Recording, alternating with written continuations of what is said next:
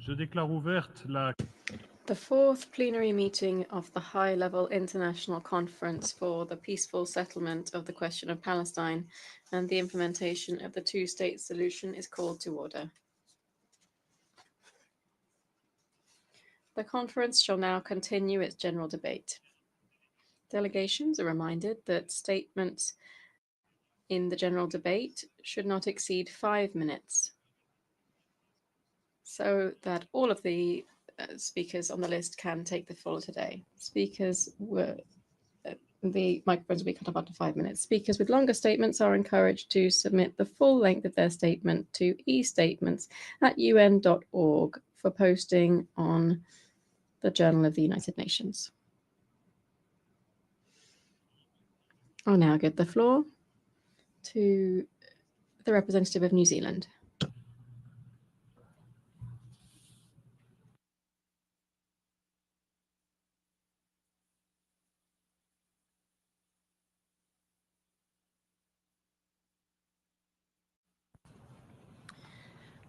Chair, thank you so much to France and Saudi Arabia for your leadership on this issue. This is an important meeting. It reflects our grave concerns on the war in Gaza, deterioration in the West Bank, and the critical need to preserve the two-state solution.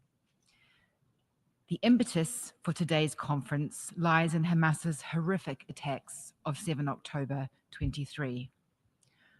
While New Zealand continues to condemn these attacks, Israel's military response long ago ceased to be proportionate, reasonable, or moral. And Hamas continues to act with complete disregard for human life. New Zealand joins others in again calling for an urgent ceasefire. Hamas must release the remaining hostages. Israel must cease its military action. Humanitarian aid must be surged in immediately without restriction, delivered by principled and experienced humanitarian actors. Chair, the only way out of the immediate Gaza crisis and the broader conflict is political. I would like to offer 5 short points on the way forward, guided by New Zealand's long-standing approach to the Middle East peace process. 1. There must be a comprehensive and sustainable two-state solution with secure and recognized borders for both Israel and Palestine. This means the international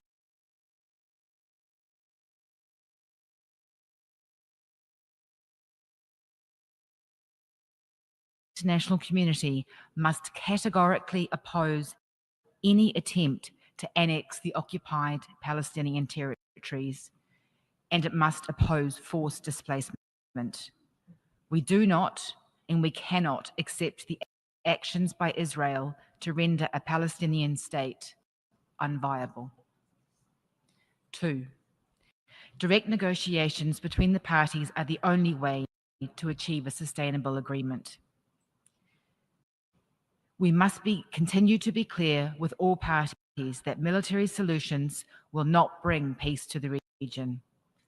Collectively, we need to deliberately build the conditions that will allow the key parties to genuinely engage. This means building the political and economic viability of any future Palestinian state and supporting active engagement from the region. 3.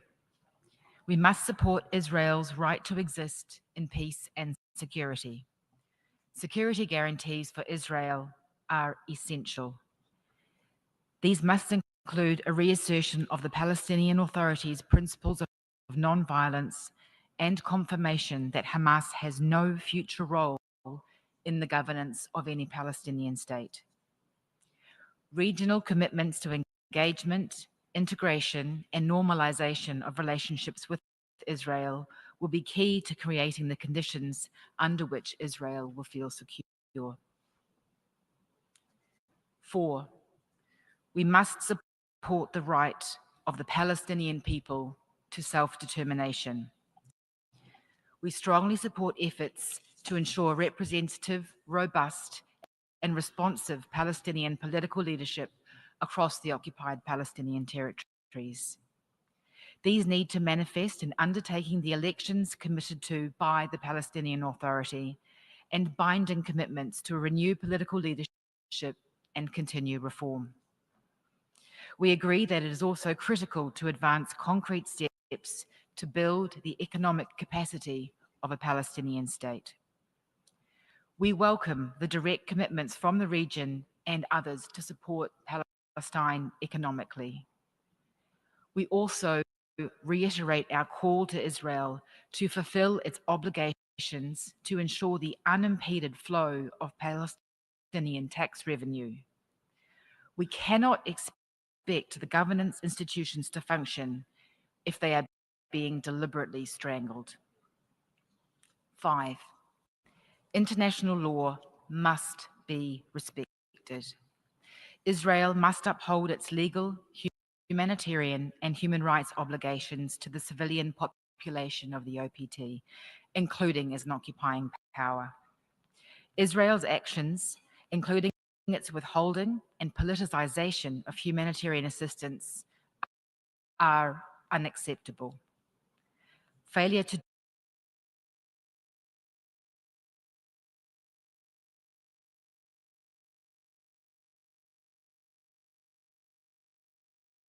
do this not only undermines human rights, but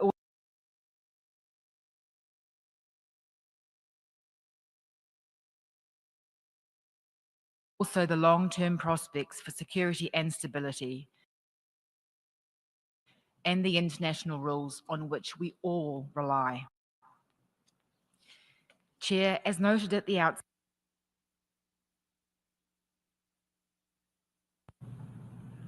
Je remercie.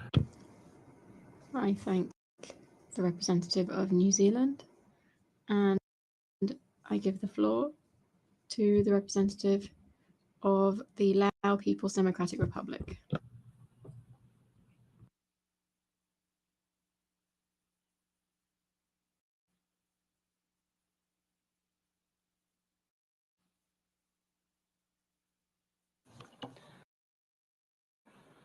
Distinguished co-chairs, Excellencies, the Lao People's Democratic Republic wishes to express its sincere appreciation to the co-chairs, France and Saudi Arabia, for convening this important debate on the peaceful settlement of the question of Palestine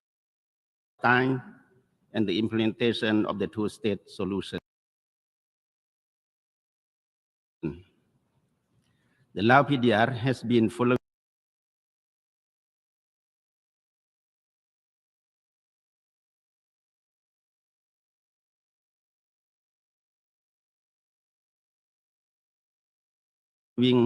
with deep concern the situation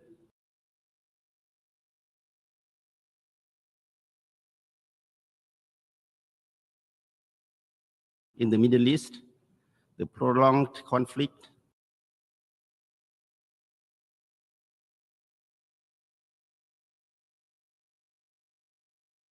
and the continuing suffering by the Palestinian people.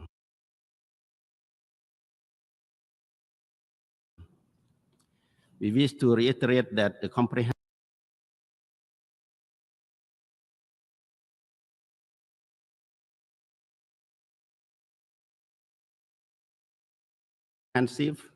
just a lasting solution to the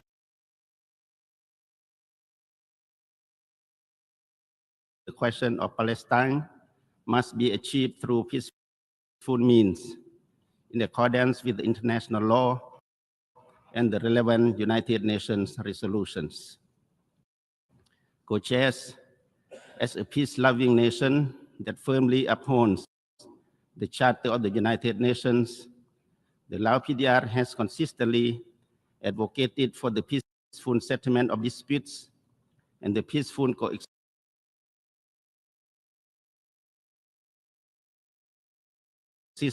of all nations.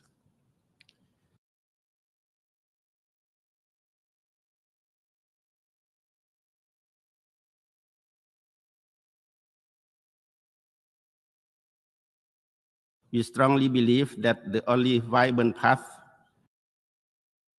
toward achieving lasting peace, security, and stability in the Middle East is through the establishment of two sovereign states living side by side in peace and security in accordance with the relevant United Nations resolutions and international law. In this regard, we call for the full respect for the inalienable and legitimate right of the Palestinian people to self-determination and the establishment of an independent and sovereign state of Palestine, and for creating conditions that would enable the state of Palestine to become a full member of the United Nations. The LAPDR also underscores the urgent need for an immediate and permanent ceasefire, the unimpeded delivery of humanitarian assistance, and the protection of civilians in accordance with international humanitarian law. In this regard, we welcome the adoption of the recent General Assembly resolution on the protection of civilians and the upholding of legal and humanitarian obligations, which calls for an immediate end to the blockade of Gaza, the opening of all border crossings, and the unhindered delivery of humanitarian aid to the Palestinian civilian population. Thus, efforts by the international community are critical in creating conducive conditions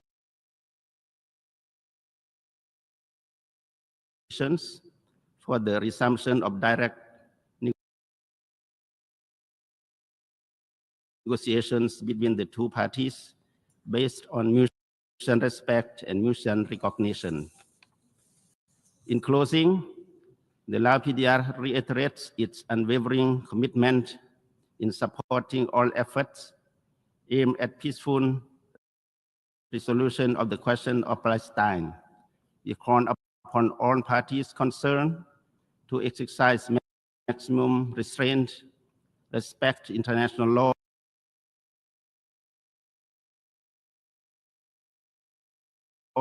and work sincerely toward the shared goal of lasting peace and stability in the region. I thank you. Je remercie. I thank the representative of the Lao People's Democratic Republic, and I give the floor to the representative of Malaysia.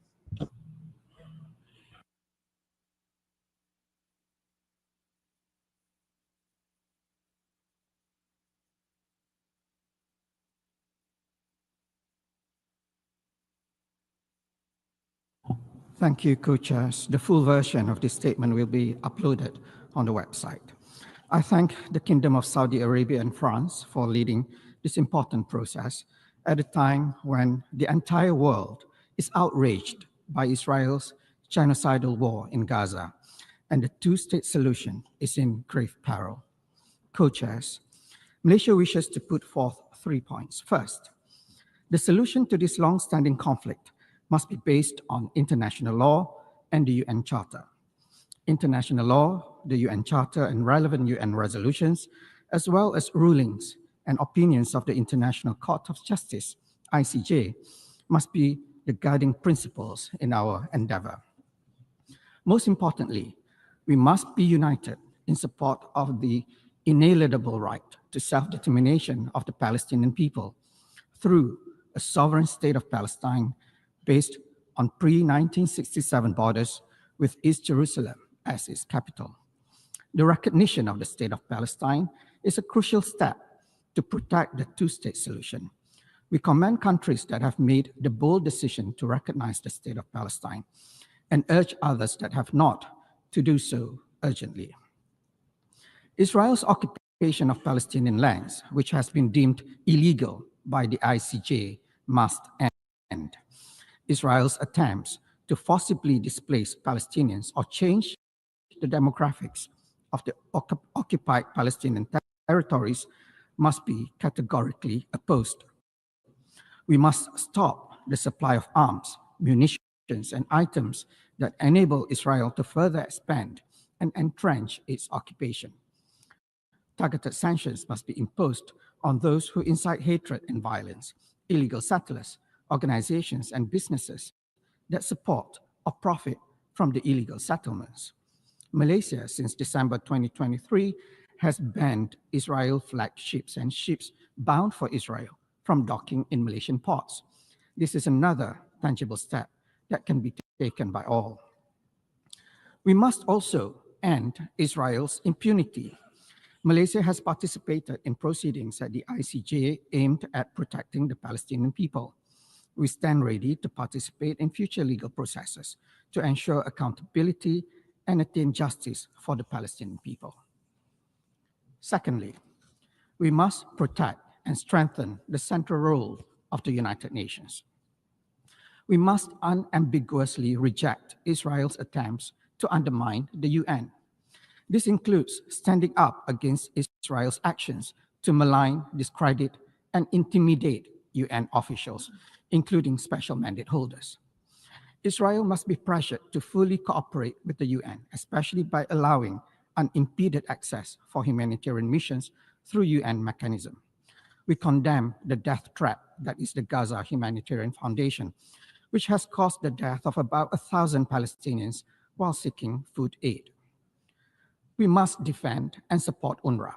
Malaysia has been a regular contributor to UNRWA and is exploring a multi-year funding agreement to ensure predictability of UNRWA's funding.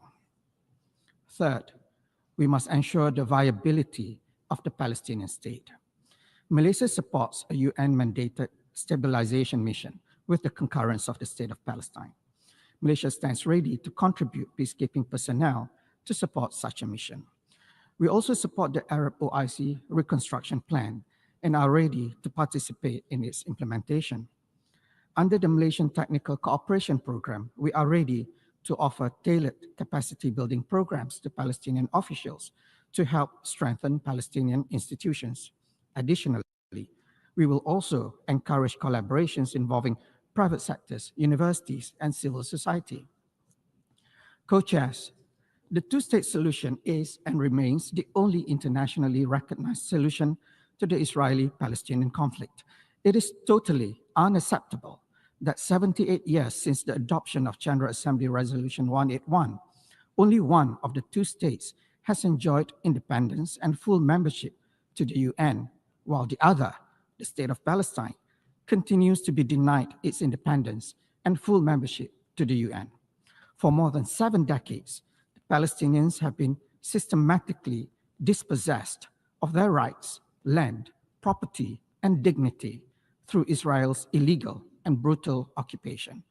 It is time to end this historic and gross injustice.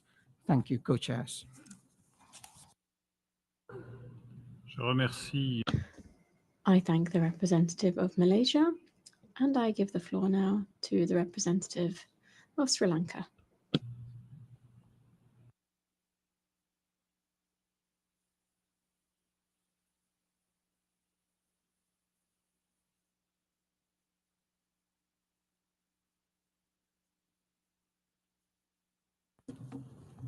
Excellencies, Sri Lanka appreciates France and the Kingdom of Saudi Arabia for their leadership in driving this much-needed multilateral effort to promote a peaceful resolution of the question of Palestine and the implementation of the two-state solution.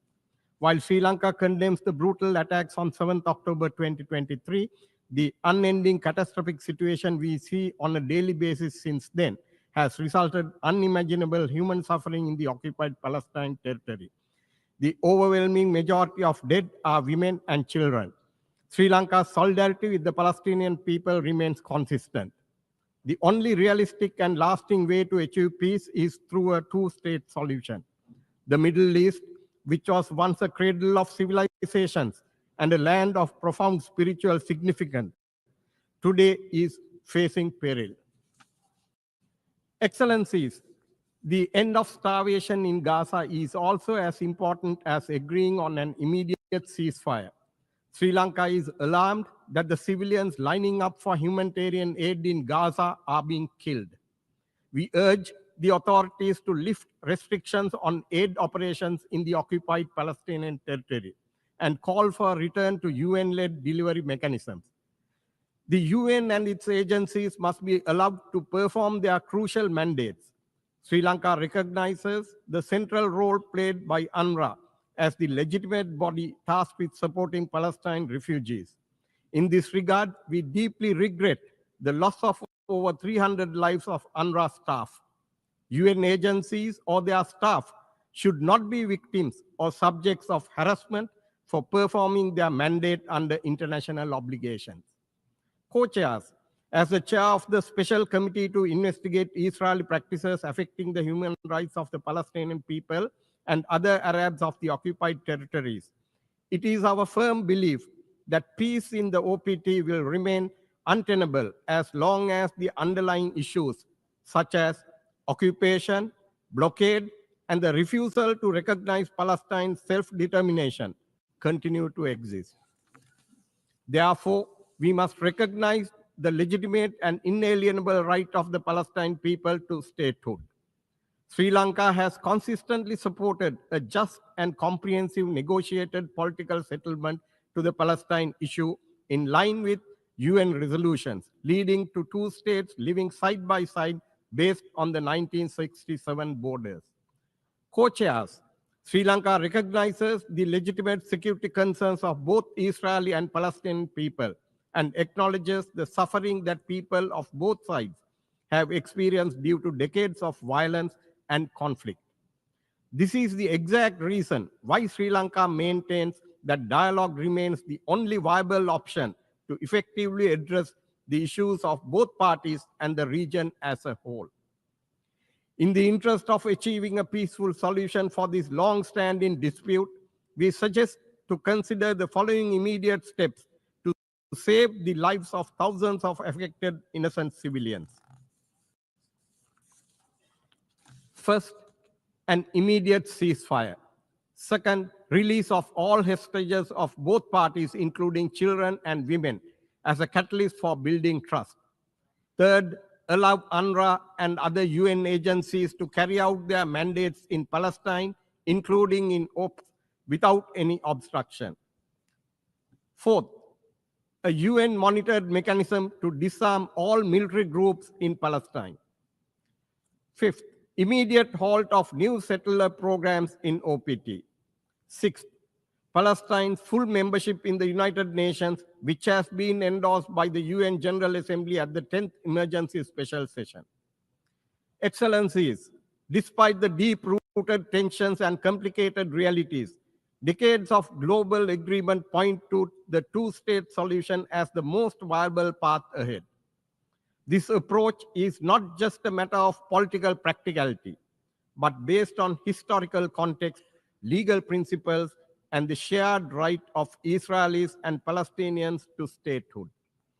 Sri Lanka hopes that this conference will move beyond expressions of support or censure and propel action towards peace for the region.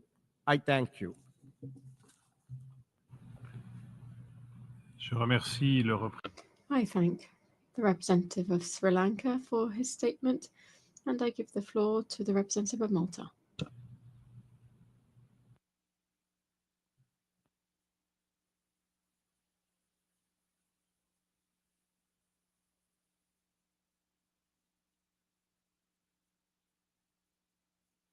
Co-chairs, I wish to commend your efforts in organizing this conference in a challenging context.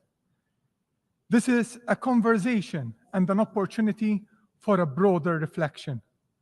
Excellencies, Malta has been consistent in upholding the two-state solution as the only feasible, just, and sustainable path towards lasting peace in the Middle East. There is now a real risk that the prospect of a two-state solution could slip away. Last year, the International Court of Justice outlined the right of the Palestinian people to self-determination as a peremptory norm of international law. Like many others in this chamber, Malta has consistently supported this inalienable right of the Palestinian people to self-determination in accordance with the Charter of the United Nations. It is for this reason that the government of Malta has taken the principled decision to formally recognize the state of Palestine at the upcoming UN General Assembly in September. This decision reflects Malta's commitment to international law, justice, and the right of peoples to self-determination. We believe that recognition is not merely symbolic, it is a concrete step towards the realization of a just and lasting peace. Such concrete steps are necessary if we are to live up to the spirit of what we advocate. It is also clear that the only way of achieving a sovereign, autonomous Palestinian state in control of its own fixed borders is through negotiation. In particular, we believe that this will require not only political willingness to negotiate from both sides, but the existence of a legitimate Palestinian government entrusted with a popular mandate. Excellencies, current issues must also be addressed with alacrity. Palestinians must immediately be given access to food, electricity, fuel, medical supplies, and other key assistance if we are to prevent even more lives needlessly being lost. In this respect, Malta welcomes the increase in aid entering Gaza over the last days, and we hope that the humanitarian aid, which we ourselves have dispatched with the help of the government of Cyprus and UNOPS, will soon make its way through the Amaltea maritime corridor and reach Gaza. The Palestinians, particularly children, are suffering greatly. They have fallen and are falling victim to starvation and ill health. This must stop. An immediate and durable ceasefire, the unconditional release of all hostages, and unimpeded humanitarian access into Gaza will be vital for any peace-building process to succeed. A fully functioning state reflecting the aspirations of the Palestinian people should not be merely a geographic and political expression. It should serve to bring about the social and economic emancipation of the Palestinians. Over the long term, the people of Gaza need hope, governance, and reconstruction. To this end, Malta reiterates its support for the staged approach at the center of the Gaza Recovery, Reconstruction, and Development Plan, and despite limited resources, we are committed to provide funding for this process. Like many others, we also believe that Hamas should not form part of the equation in Gaza's future governance. We are witnessing an alarming acceleration in the expansion of Israeli settlements in the West Bank and East Jerusalem, an expansion that not only violates international law, but also gravely undermines the prospects for a just and lasting peace. Tackling settlements in this region and their expansion is critical to the viability of a Palestinian state. Excellencies, this conference has demonstrated our common realization that platitudes and rhetoric will not get us any closer to peace. Rather, what is needed is a roadmap of concrete actions which will ensure the continued viability of the two-state solution. My government is committed to taking 3 specific actions towards this goal. Malta will continue to lend this political support, including in multilateral fora, to all initiatives. We can say that the humanitarian assistance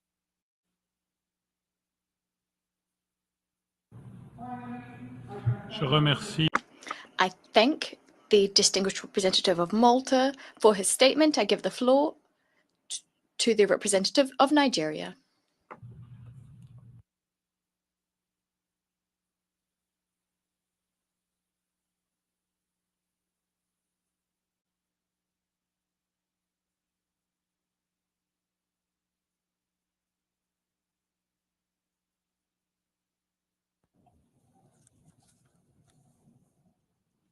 Co-chairs, Excellencies, Nigeria welcomes the convening of this high-level conference to address the protracted challenges of the two-state solution and express profound appreciation to the Kingdom of Saudi Arabia and the Republic of France for their efforts that culminated in holding this very important meeting on the implementation of the resolutions pertaining to the question of Palestine and the two-state solution, in line with relevant UNGA resolutions. The protracted and unfortunate situation in Gaza and other Palestinian territories cannot be ignored anymore. The lingering Israel-Palestine conflict indicates that the international community has failed to live up to the spirit and aspiration of the United Nations to rid the world of inequality, violence, and illegal occupation. Nigeria recalls the advisory opinion of the International Court of Justice on the legal consequences arising from Israel's policies and practices in the occupied Palestinian territory, and wishes to state that Israel has an obligation to bring an end to its presence in this Palestinian territory in order to actualize the cause of self-determination of the Palestinian people. Nigeria has made several efforts in the past to play a mediating role in the conflict at the highest level, including visiting both Israel and Palestine, during which time we call on the two sides to return to the negotiating table. Therefore, as we underscore the importance of this gathering, Nigeria wishes to call for concrete follow-ups of these important initiatives that could culminate in the realization of a two-state solution and end the age-long conflict. The United Nations, which has remained a beacon of hope and a platform for collaboration in an increasingly interconnected world, must uphold its responsibilities. The role of the United Nations as a catalyst for change will remain crucial, and Nigeria will continue to strongly support the Palestinian cause while reiterating the call that the occupied territory must abide by their responsibilities under international law. Nigeria further reiterates its position that there is no justification for the carnage that is currently going on in the occupied Palestinian territory. The loss of human lives that continues to rise every day is unacceptable, even as we stress that the Palestinian people deserve their independence. This, we believe, is fundamental for security, justice, and peace for all those living in the region. Nigeria also reiterates the call on the Security Council to bring about a permanent solution to the Palestinian question by ensuring the realization of the two-state solution, inalienable right of the Palestinian people to self-determination and the independence and sovereignty of the state of Palestine based on the pre-1967 borders. Nigeria appreciates and supports Egypt and Qatar in their ongoing diplomatic efforts to reach an agreement for an immediate and permanent ceasefire, and the Arab Islamic plan for early recovery, reconstruction, and development of Gaza, which was presented by Egypt in full coordination with the state of Palestine and endorsed by both the Arab League and the Organization of Islamic Cooperation. Nigeria wishes to highlight the vital and important role of the United Nations Relief and Work Agency for Palestinian refugees in the Near East, along with other United Nations agencies in alleviating the plight of Palestinian people, and urges the international community to support the agency through ensuring that its finances are sustainable and predictable for a continuity in its humanitarian work. Mr. Chair, in conclusion, Nigeria, while reiterating the call for the admission of the State of Palestine as a full member of the United Nations with all rights and privileges, hopes that today's forum could be the enduring legacy of multilateral efforts in the realization of a political horizon of achieving a just and lasting solution for the people of Palestine on this basis of the two-state solution, with the people living side by side in peace and security within secure and recognized pre-1967 borders. I thank you.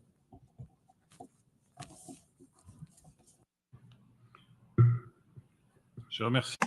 I thank the representative of Nigeria for his statement. I now give the floor to the representative of Mauritius.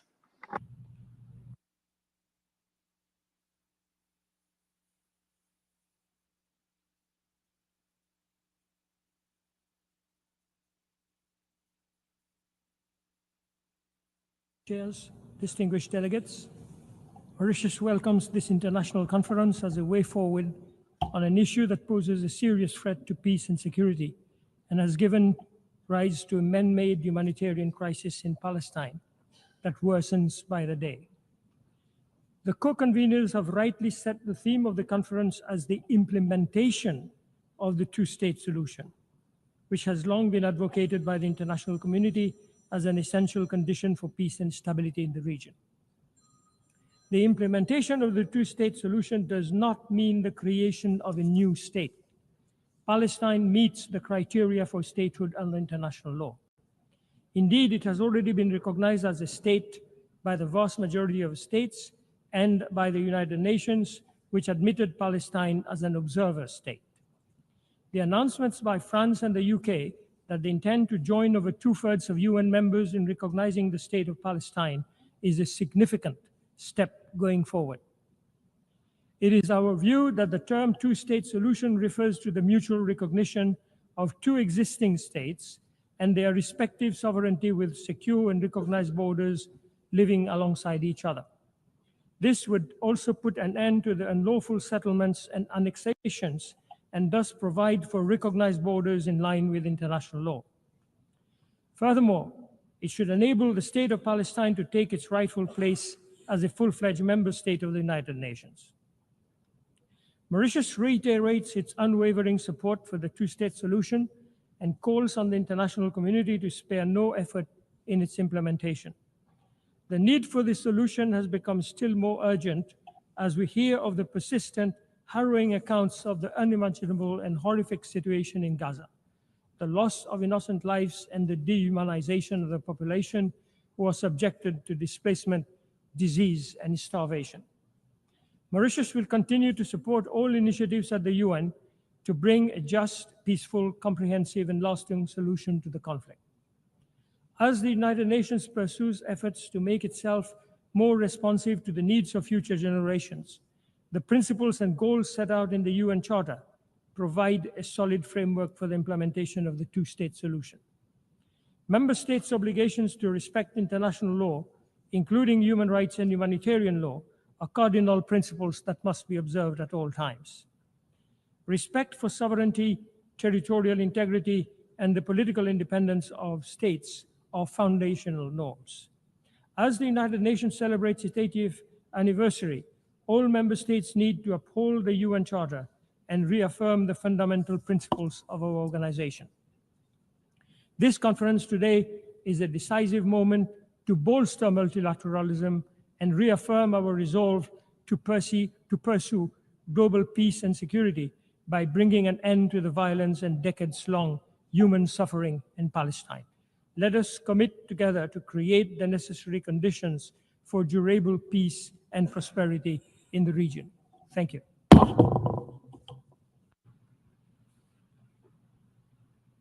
Je remercie I thank the representative of Mauritius for his statement. I give the floor to the representative of the Democratic People's Republic of Korea.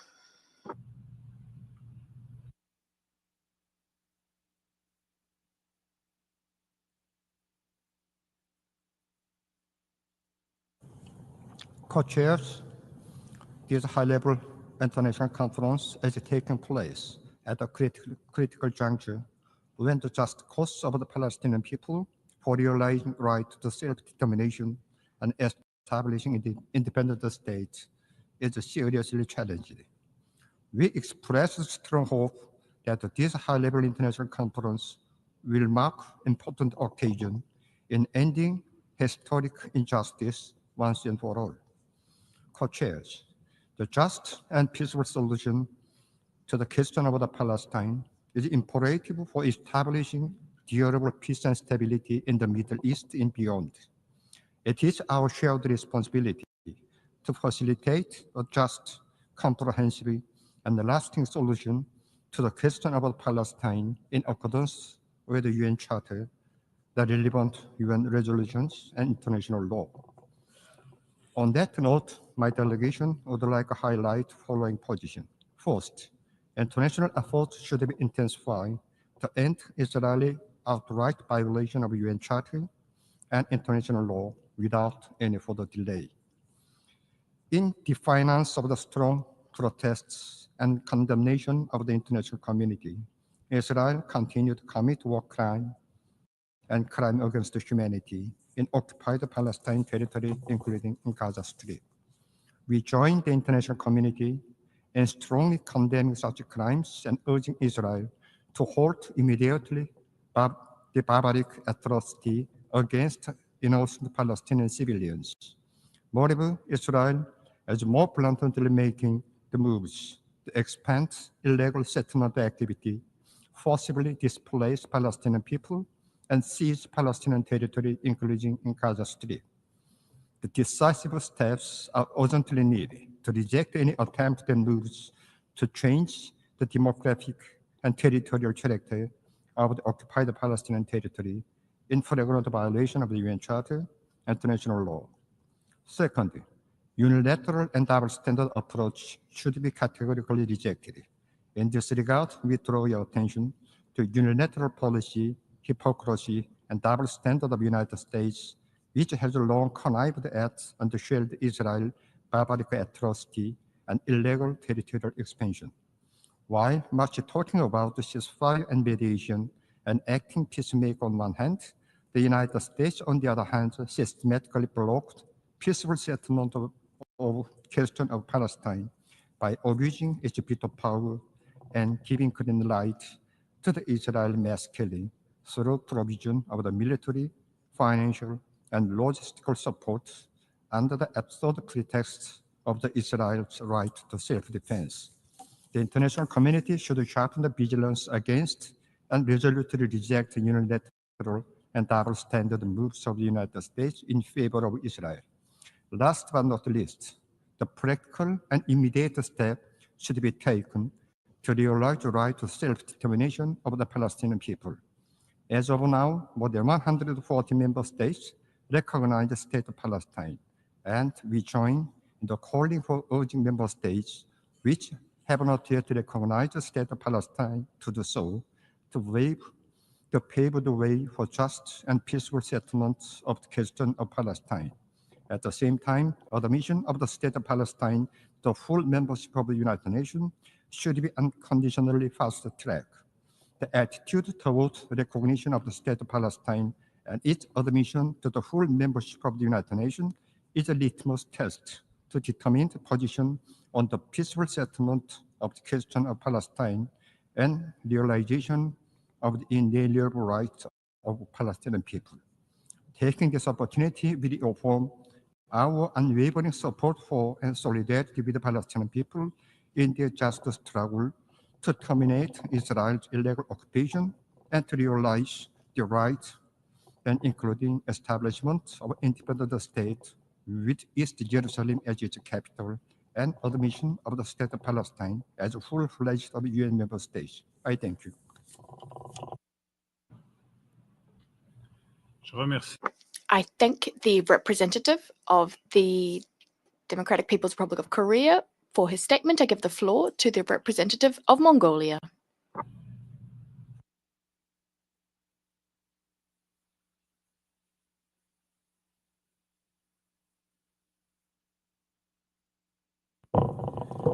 Thank you, Chair, Excellencies, and distinguished delegates. At the outset, I wish to sincerely thank the co-chairs of the conference and the co-chairs of the working groups for their tireless efforts to make this conference possible. At this critical moment in history, Mongolia reaffirms its steadfast support for the peaceful settlement of the question of Palestine and the urgent need to implement two-state solution in accordance with international law and relevant United Nations resolutions. Mongolia firmly supports the right of the Palestinian people to self-determination, including their right to an independent and sovereign state of Palestine, living side by side in peace and security with the state of Israel. We believe that the two-state solution based on the pre-1960 borders and in line with international law and relevant UN resolutions remains the only viable path forward, achieving just and lasting peace in the Middle East. We underscore that the immediate and unconditional permanent ceasefire respected by all parties is a vital precondition for the viable implementation of the two-state solution with no role of Hamas in it. Peace cannot take root amid ongoing violence, destruction, and profound human suffering. The presumption of credible political process must begin with silencing guns and safeguarding civilian lives. We stress that all parties to the conflict must comply with their obligations under international law, including international humanitarian law. Violations of these obligations not only undermine prospects for peace, but also erode the fundamental norms of our shared humanity. Mongolia acknowledges the critical role of the United Nations, regional actors, and broader international community in advancing peace efforts and promoting a sustainable political solution. We welcome the initiative of the League of Arab States and the Organization of Islamic Cooperation on the Recovery and Reconstruction, which demonstrates the important regional leadership in laying the foundations for stability and sustainable development. We also welcome the establishment of the Global Alliance for the implementation of two-state solutions and the convening of this conference as a timely and necessary effort to move from words to actions. The time has come not to revive another process, but to implement once and for all what the international community has long agreed upon, the realization of two states living side by side in peace, security, and mutual recognition. Let us be guided by the principles of international law and solidarity.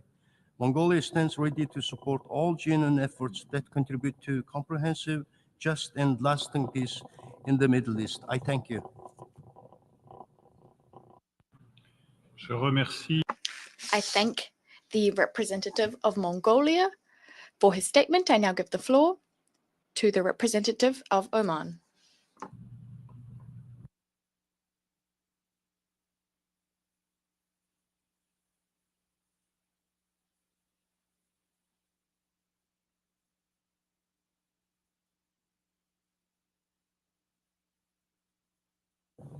الرئيسان المشاركان.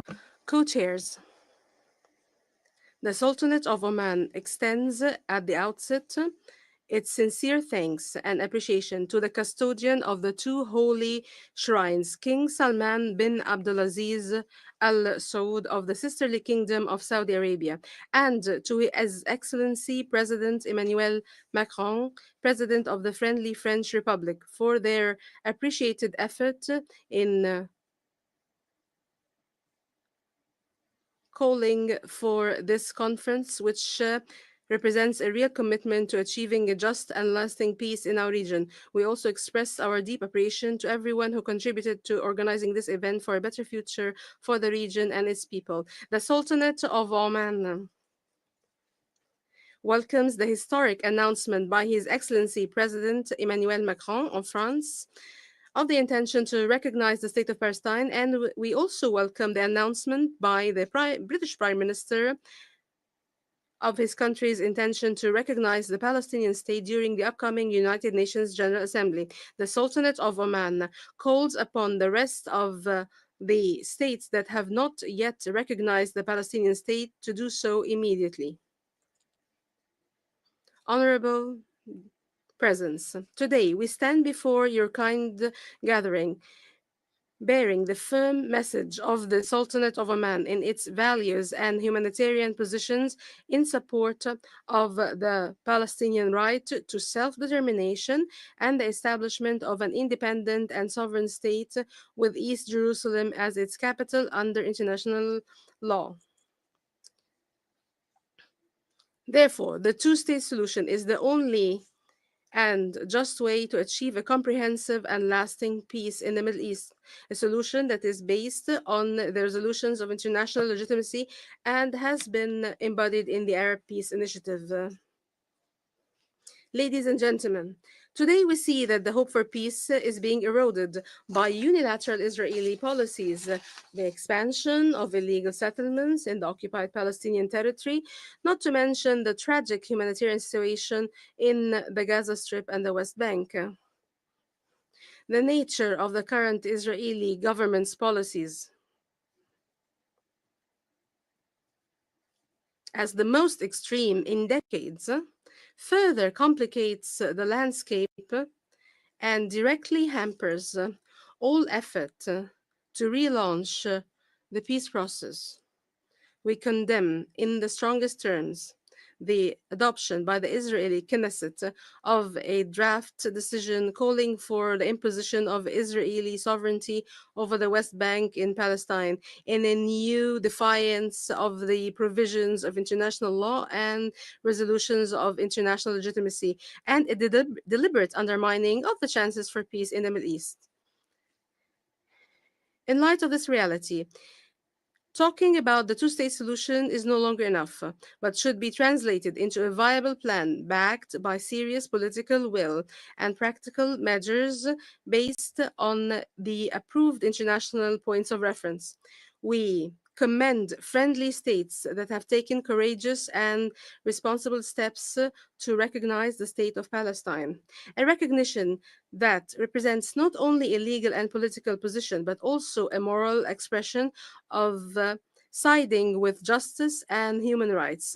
These positions enhance the chances for real peace and constitute positive pressure towards ending the occupation and achieving a just settlement. From this rostrum, we renew the call for the rest of the world, especially those countries that believe in the principles of international law and the right of peoples to self-determination, to follow suit and enable the Palestinian people to gain full international recognition of their independent state on their land.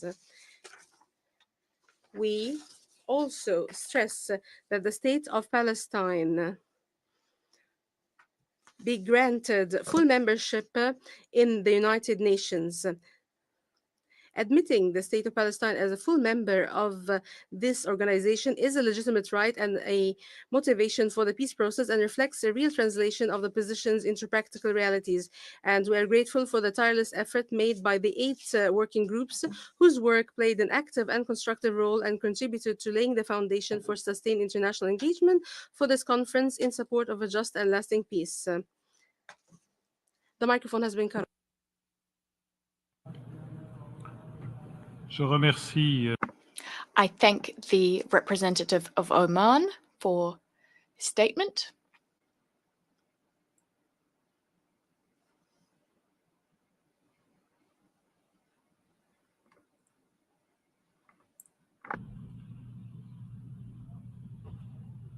Je donne maintenant la parole. I now give the floor to the representative of Tajikistan.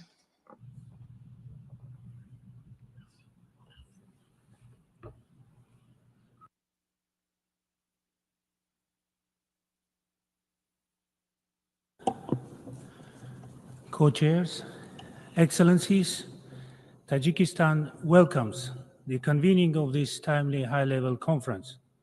We commend the co-chairs, France and Saudi Arabia, for their leadership and for bringing the international community together to discuss the peaceful settlement of the question of Palestine and the implementation of the two-state solution.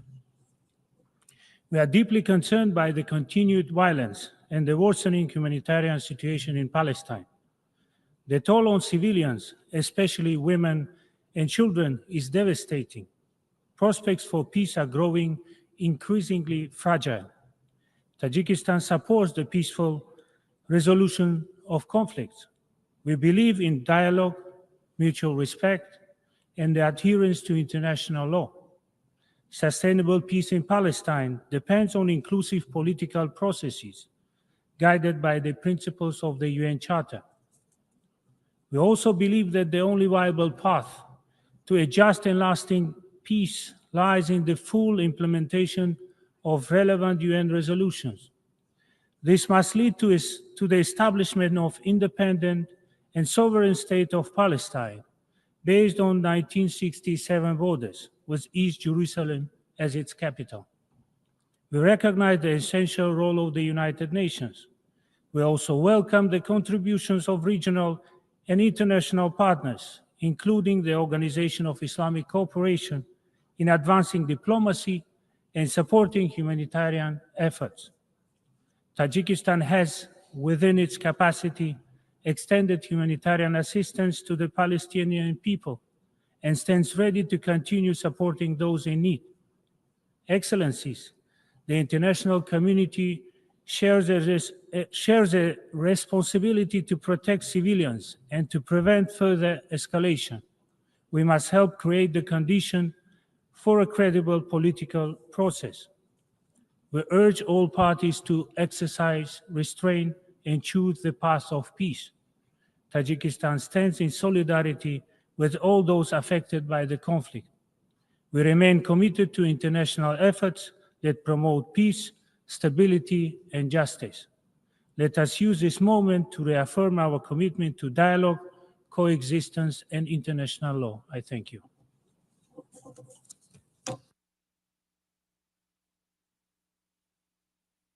Je remercie. I thank the representative of Tajikistan for his statement, and I give the floor to the representative of Guatemala.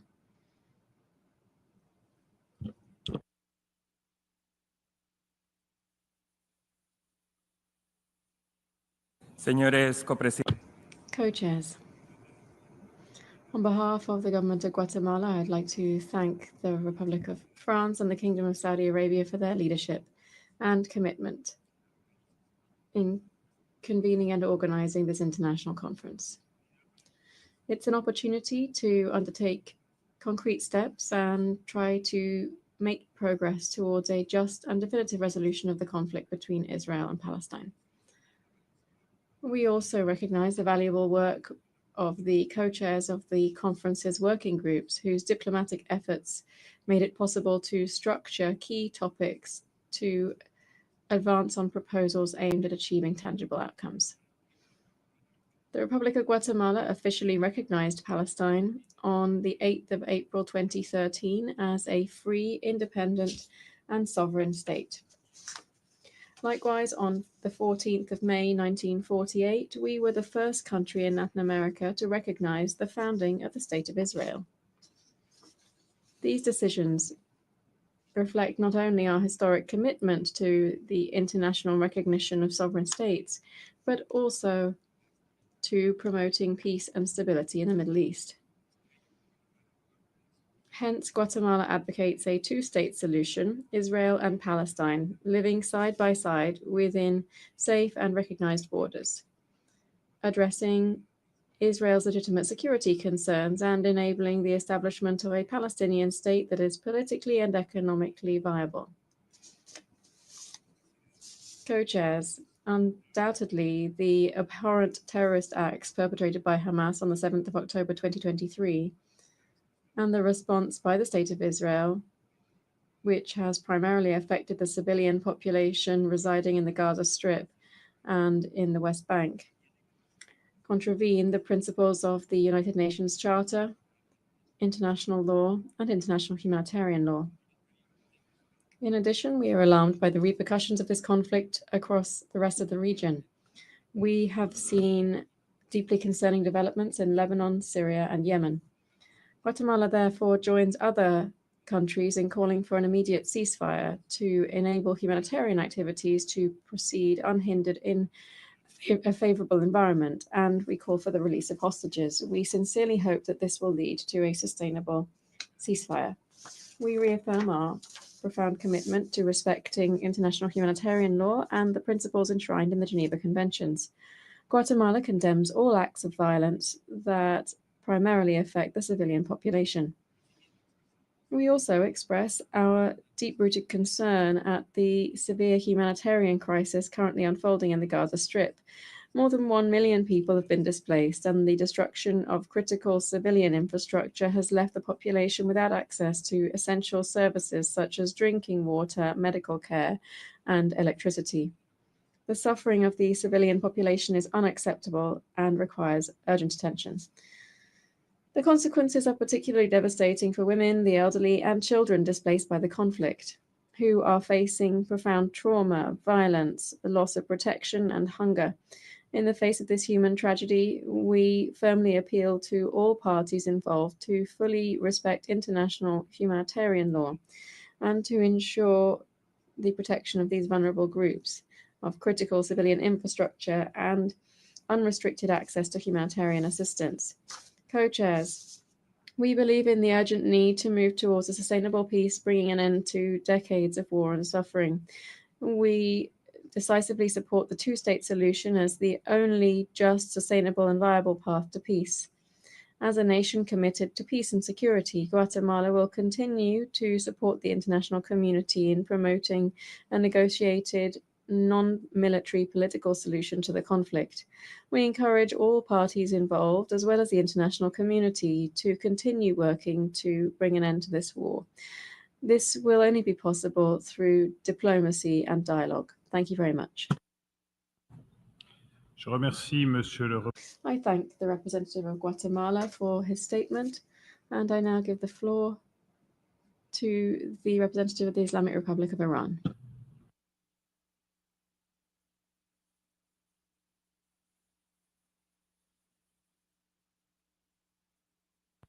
In the name of God, the Compassionate and the Merciful, distinguished co-chairs, excellencies, for nearly 80 years, significant concessions have been granted to the occupying regime in the Palestinian territories.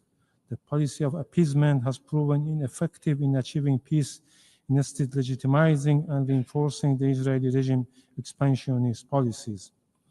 The Gaza Strip has been reduced to rubble, and tens of thousands of inhabitants have been brutally slaughtered. Meanwhile, the regime intends to annex the West Bank to previously occupied Palestinian territory. Besides, the so-called Abraham Accord proved to be of no added value for the peaceful settlement of the Palestinian question. Rather, it merely emboldened the regime to reinforce and continue its destabilizing policies in Palestine and beyond. The regime brutality in violation of international law and the UN Charter further extended to the territory of sovereignty of the Islamic Republic of Iran. From 13 to 25 June, the Iranian vital infrastructure, scientists, civilians, including women and children, and civilian objects, as well as the IAEA safeguard nuclear facilities, were targeted by unprovoked attacks by the Israeli regime, abated with the US direct engagement. Distinguished colleagues, the Charter described the principles of self-determination and imposed upon the United Nations to duty to respect the right of each nation to choose freely to be master of its destiny. With such conviction, the Islamic Republic of Iran reaffirms its principled position that the lasting peace and security in the region can only be achieved through the establishment of an independent sovereign state of Palestine, rooted in the genuine will of the original inhabitant, regardless of their religion, as would be expressed in a free and inclusive referendum. The Islamic Republic of Iran firmly believes that any genuine initiative to realize the inalienable right of the Palestinian people must include the following core principles. 1. A just and lasting peace in Palestine can only be achieved through the full realization of the Palestinian people's inherent right to continued resistance and self-determination, and to complete the end of occupation, apartheid, and all forms of colonial domination. Second, the Palestinian admission as a full member of the United Nations must be prioritized. The Security Council, under Article 4 of the UN Charter, is duty-bound to recommend Palestine membership. This process must not be obstructed by the United States. 3. The occupying regime must be held fully accountable for its systematic and widespread violation of international humanitarian and human rights law, including war crimes, genocide, ethnic cleansing, and its prolonged illegal occupation and apartheid policies. No form of immunity and impunity should shield such egregious violations. In light of its continued defiance of the UN Charter, the Israeli regime must face targeted sanction and suspension of its UN membership to protect the integrity and credibility of the organization. Any attempt to normalize relations with the Israeli occupying regime, as long as it persists in its illegal occupation and atrocity crimes, is a betrayal of international law and justice. Such actions undermine regional and international peace and security, confer unwarranted legitimacy on the criminal practices of the Israeli regime, and further embolden it to perpetrate grave violation of international law with impunity. We call for a sustainable solution and warn that any solution that is rooted in apartheid, injustice, and inequality will not be a sustainable one. I thank you.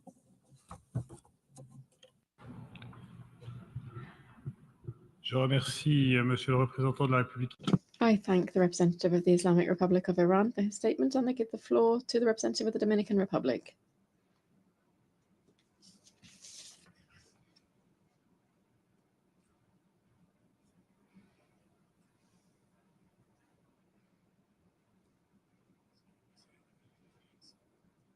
Chairs of the conference, the Dominican Republic would like to begin by expressing its thanks to the co-chairs, France and Saudi Arabia, for the work that they've done over the last few months to make this meeting possible. We also acknowledge the hard work undertaken by all of the countries participating in the 8 working groups which have presented their conclusions this week. This was timely and much needed work. We cannot stand indifferent to the current crisis in the region. As a country committed to the principles of international law and international humanitarian law, the Dominican Republic expresses its deep concern over the humanitarian situation afflicting the civilian population in the region.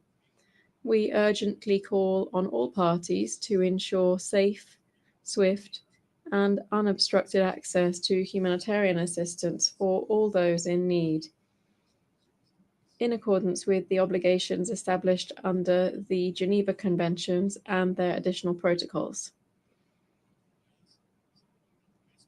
Our country stands ready to continue supporting all diplomatic efforts made by the international community to facilitate dialogue, ease tensions, and to promote an international order based on respect for the rule of law, where human dignity, justice, and inclusive development are the guiding principles. In this context, the Dominican Republic wishes to reiterate its steadfast support for the existence of a Palestinian state. We trust that the outcomes of this conference, particularly on the basis of the contributions presented by the various working groups, will make an important contribution to this shared objective in favor of peace.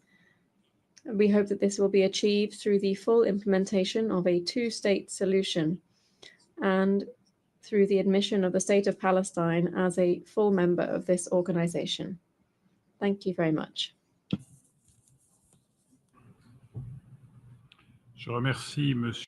I thank the representative of the Dominican Republic for that statement, and I now give the floor to the representative of Cambodia.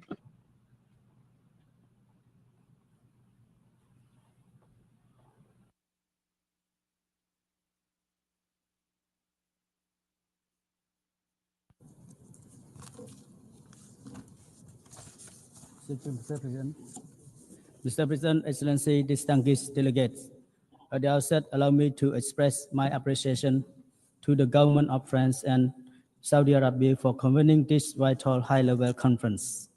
It is my honor to speak today on behalf of a nation that not long ago emerged from the shadow of conflict, devastation, and grief. Cambodia, now all too well the human cause of war and the destructive power of hatred. This experience compels us to approach today's deliberations with a profound commitment to peace. As a small and peace-loving state, Cambodia cannot overstate the values of peace. Yet today, our peace has been gravely disrupted. The situation along our border remains fragile, following a series of hostile acts by our neighbors. Mr. President, Cambodia reaffirmed its unwavering support for two-state solution as the only viable path to a just, lasting, and comprehensive peace between Israel and Palestine. The vision rooted in relevant United Nations resolution and international law envision two sovereign states coexisting side by side in harmony within secure and recognized border.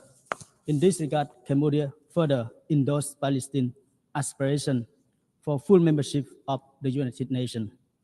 Cambodia called for utmost genuine effort to resolve the protracted Israeli-Palestinian conflict through diplomacy, peaceful resolution, starting with a permanent ceasefire agreement, which is urgently needed to protect life and provide relief to the suffering. We express deep concern about the persistent violence and humanitarian suffering in the region, which must not be allowed to continue unchecked. Civilian safety must be non-negotiable. We strongly condemn all acts of terrorism and violence targeting civilians. Such action only deep division and perpetuate cycle of vengeance. The horror of war cannot be resolved through further conflict.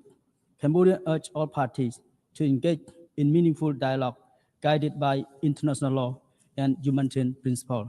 Cambodia called upon the international community to renew its commitment and solidarity to multilateralism, strengthen the roles of United Nations, and advocate for constructive engagement between all stakeholders to support negotiations that lead to a just, lasting, and peaceful resolution. In conclusion, Cambodia wishes to underscore the importance of upholding the principle of mutual respect and tolerance as fundamental pillar of peaceful coexistence, stability, and progress throughout the region. Let us move beyond finger pointing and unite in our shared humanity. Let peace not be a distant dream, but a shared and achievable reality. I thank you, Mr. President. Je remercie I thank the representative of Cambodia for that statement, and I give the floor to the representative of the Holy See.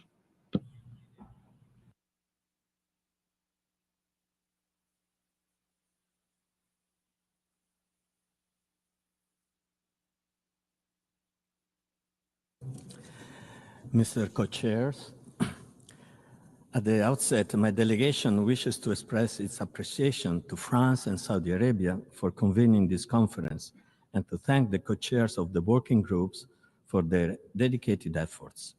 In an era where strength is frequently regarded as a prerequisite for peace, this gathering should serve as a poignant reminder that only through patient and inclusive dialogue a just and lasting conflict resolution can be achieved. Mr. Co-Chairs, in the light of the profound anguish and terrible human suffering that has befallen the region, the Holy See reiterates its unequivocal condemnation of the heinous terrorist attack of 7 October by Hamas against the people of Israel. Terrorism can never be justified. At the same time, the Holy See emphasizes that the right to self-defense should be exercised within the traditional limit of necessity and proportionality. The Holy See remains gravely concerned by the worsening humanitarian crisis in the Gaza Strip. The devastating impact on civilians, especially the number of children killed, has been compounded by the destructions of homes, hospitals, and places of worship, with the recent attack on the Holy Family Church further wounding an already distressed community. This is deeply concerning given that Christians in the region have long played a vital role as a moderating and stabilizing presence, promoting dialogue and peace. The mass displacement of families, the breakdown of essential services, growing famine, and widespread deprivation shock the human conscience and require an immediate coordinated response from the international community. Therefore, the Holy See urgently calls for an immediate ceasefire, the release of all Israeli hostages, the restitutions of the bodies of the deceased, the protection of all Palestinian civilians in accordance with international humanitarian law, and unhindered access to humanitarian assistance. Mr. Co-Chairs, the Holy See remains convinced that the two-state solution based on a secure and international recognized borders is the only viable and equitable path towards a just and lasting peace.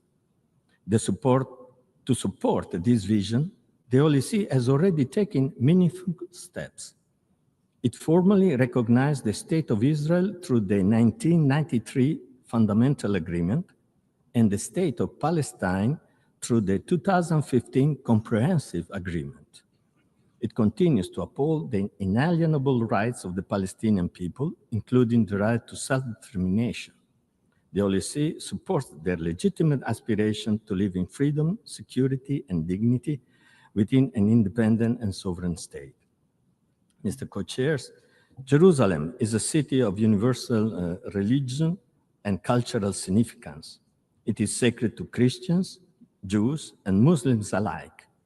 Therefore, it requires a status that transcends political divisions and ensures the preservation of its unique identity. To this end, the OLC reiterates its long-standing call for an international guaranteed special status capable of ensuring the dignity and rights of all its inhabitants and the faithful of the three monotheistic religions, the equality before the law of their institutions and communities, safeguarding the city's sacred character and the exceptional religious and cultural heritage. Furthermore, it must ensure the protection of the holy places, guarantee the unhindered right to access them and to worship there. It must also preserve the status quo where applicable. In Jerusalem, no one should be subjected to harassment. Therefore, it is regrettable that Christians feel increasingly threatened in the old city of Jerusalem. Mr. Co-Chairs, my delegation sincerely hopes that this conference will help build trust and strengthen the commitment of all parties to pursuing peace. Thank you very much. Je remercie Monsieur. I thank the representative of the Holy See for the statement, and I give the floor to the representative of Namibia.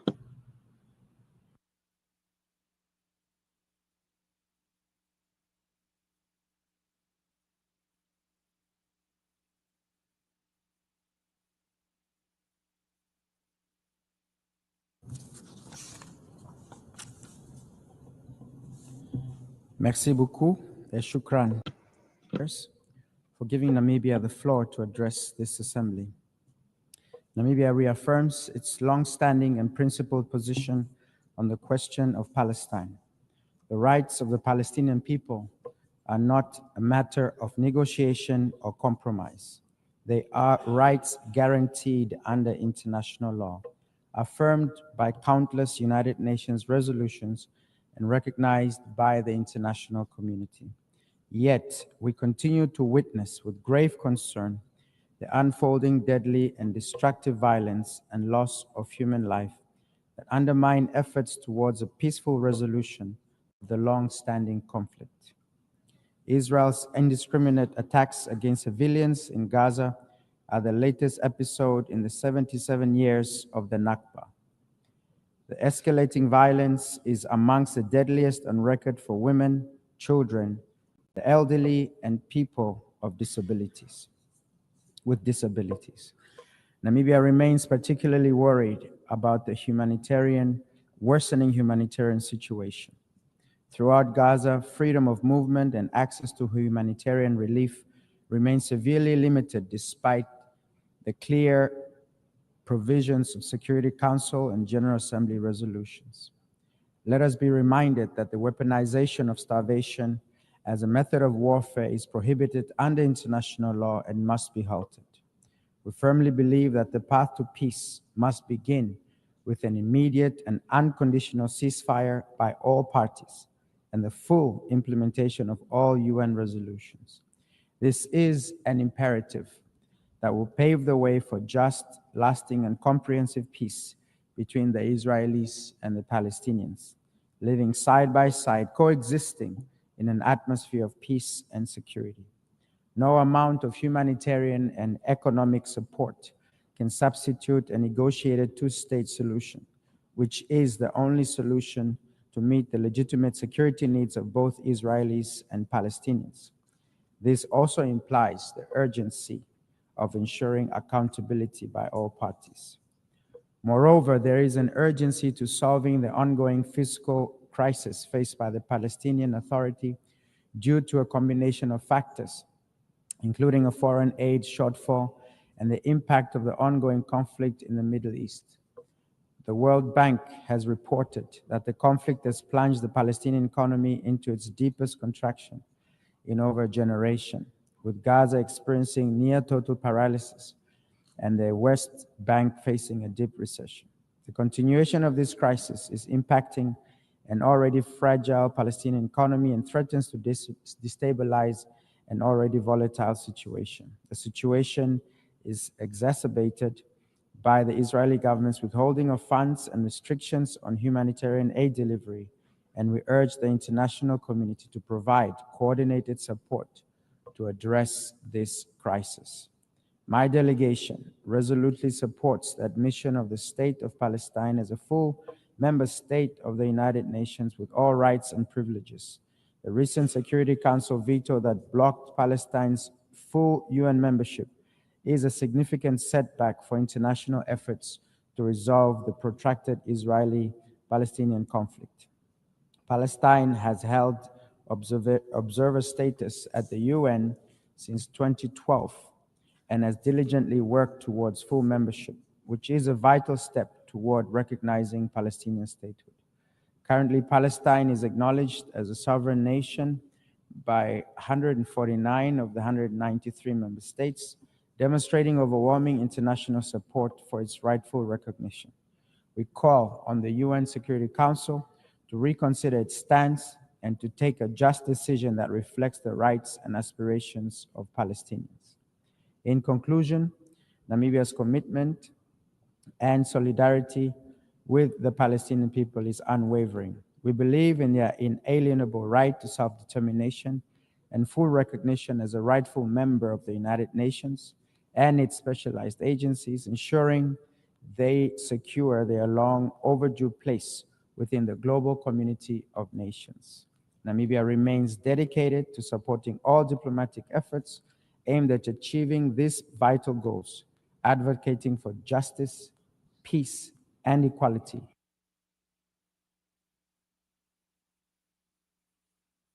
Je remercie, Monsieur le I thank the representative of Namibia for that statement, and I give the floor to the representative of Thailand.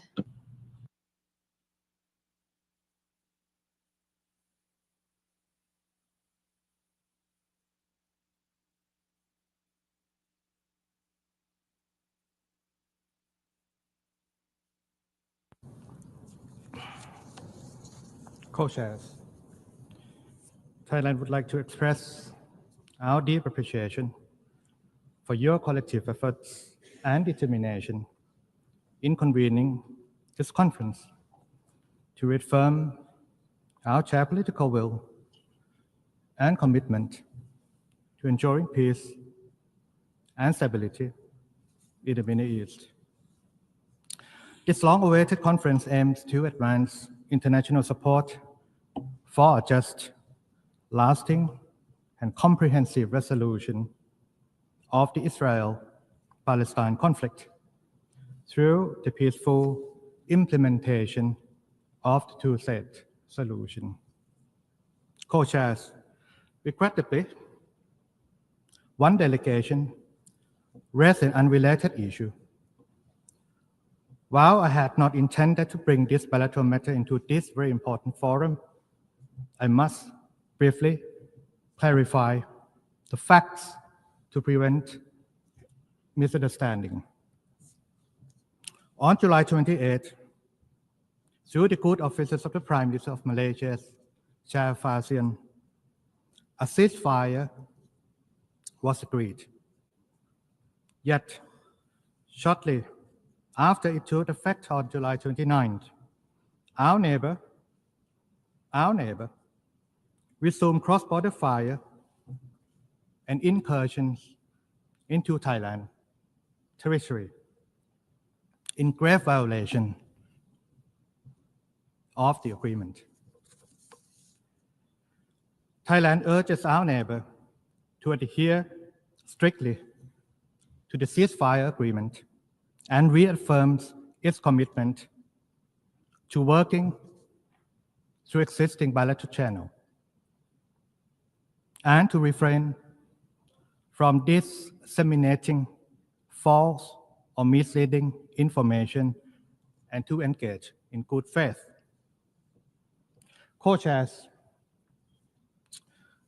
the dire situation in Gaza with ongoing hostilities, humanitarian suffering, and widespread displacements, as well as rising tensions across the broader Middle East region, urgently call for renewed dialogue and efforts to safeguard peace and stability. Allow me to highlight the following points. First, Thailand reaffirms our support for the two-state solution as the only viable path to lasting peace in accordance with international law and relevant UN resolutions, with the states of Israel and Palestine living side by side in peace and security. An inclusive approach is essential. Thailand supports all efforts by the UN, regional and international partners, including the League of Arab States, the OIC, and peace-loving nations, to foster meaningful dialogue and create conditions for peace. Trust must be rebuilt through confidence-building measures, constructive engagement, and inclusive diplomacy that addresses the concerns and aspirations of all parties. Second, we'll continue to call for a ceasefire that is sustainable, and an immediate and unconditional release of all remaining hostages. With Thai nationals among those affected, we have witnessed firsthand the human toll that extends beyond the region. Peace in the Middle East is therefore a shared responsibility for us all. Third, the protection of civilians remains our priority. We support the immediate, safe, unimpeded delivery of humanitarian assistance in accordance with international humanitarian law. Co-chairs, today let us reaffirm our collective resolve to bring this conflict to a permanent end through constructive dialogue and action-oriented solutions.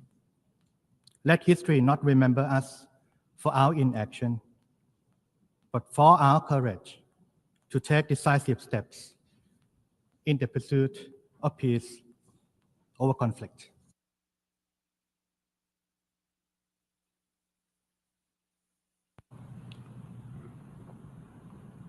Je remercie Monsieur le I thank the representative of Thailand for his statement. I now give the floor to the representative of Ecuador.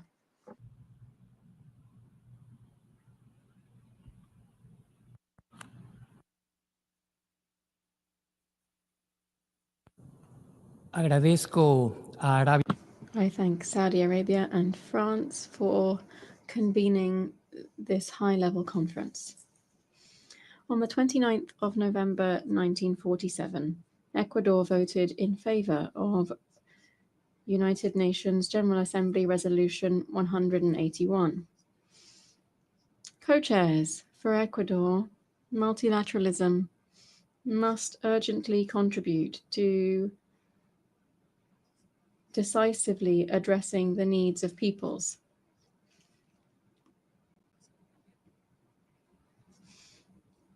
Hence, Ecuador maintains that the concept of peace and security must be applied in a timely, effective, and consistent fashion to allow us to address emerging threats to democracy and human rights, including terrorism and transnational organized crime. These are global scourges that know no borders and that no country can confront alone. This realistic approach, grounded in effective multilateralism, must also be applied to the issue before us today. No military action, abductions, conquests, uprisings, famines, or abhorrent acts of terrorism have managed to resolve, nor will they resolve this issue. Almost 8 decades of pursuing such a path unsuccessfully should be enough. It's time to stop the blame game and instead to focus on achieving a lasting agreement once and for all. The only viable path is to move towards a negotiated, peaceful, definitive, and just solution for the parties. My country hopes that in the not too distant future, peace and security may return to the region. Thank you very much. I thank the representative of Ecuador for his statement. I now give the floor to the representative of Kyrgyzstan.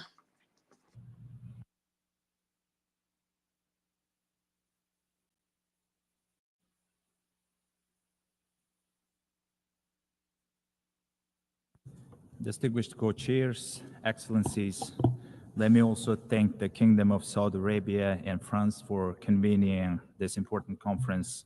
We also commend the contributions and ongoing engagement of all high-level representatives presented over the past 3 days. Kyrgyzstan stands in full solidarity with the people of Palestine, particularly in light of the devastating humanitarian situation in Gaza. We're gravely concerned by the suffering endured by innocent civilians, especially women, children, and elderly. The ceasefire agreement from January 2025 brought a brief yet significant pause in hostilities, enabled the exchange of prisoners and hostages, and allowed the critical humanitarian assistance delivered by the UN, ICRC, and other partners to those who is on urgent need. Regrettably, this fragile ceasefire was short-lived. Hostilities have resumed, and once again, it is the civilian population that bears to the greatest burden. However, the situation is not hopeless. Let's collectively reaffirm our unwavering commitment to peace, dialogue, and the protection of human life. We call all parties to exercise maximum restraint and to uphold their responsibilities under international humanitarian law. Excellencies, 149 UN member states have recognized the state of Palestine. Kyrgyzstan is proud to be among them. We established diplomatic relations with Palestine back in 1995, and this year we will celebrate the 30th anniversary of our diplomatic ties. We welcome the decision made by France on the recognition of the State of Palestine and the decision of the United Kingdom, which was announced yesterday at this very stage. We believe that a just, lasting, and comprehensive solution of the Israeli-Palestinian conflict must be based on the relevant UN resolutions and the long-standing principle of two states for two people, living side by side in peace, security, and mutual recognition. Ladies and gentlemen, the global community must remain united in its efforts to end the bloodshed, to prevent the further loss of innocent lives, prevent further escalation of the full-scale humanitarian catastrophe. We welcome initiative to establish the international coalition to advance the implementation of two-state solution. Kyrgyzstan is ready and will contribute to all international efforts at achieving a just, comprehensive, and sustainable peace in the Middle East. And I thank you.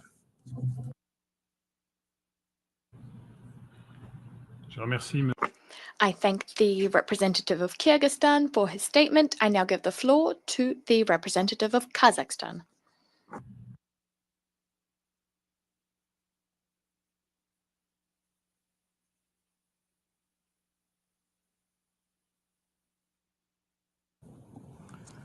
Distinguished co-chairs, excellencies, ladies and gentlemen, Kazakhstan commends and sincerely thanks the Republic of France and the Kingdom of Saudi Arabia for their leadership in reviving international momentum for a just, lasting, and peaceful resolution to the Israeli-Palestinian conflict.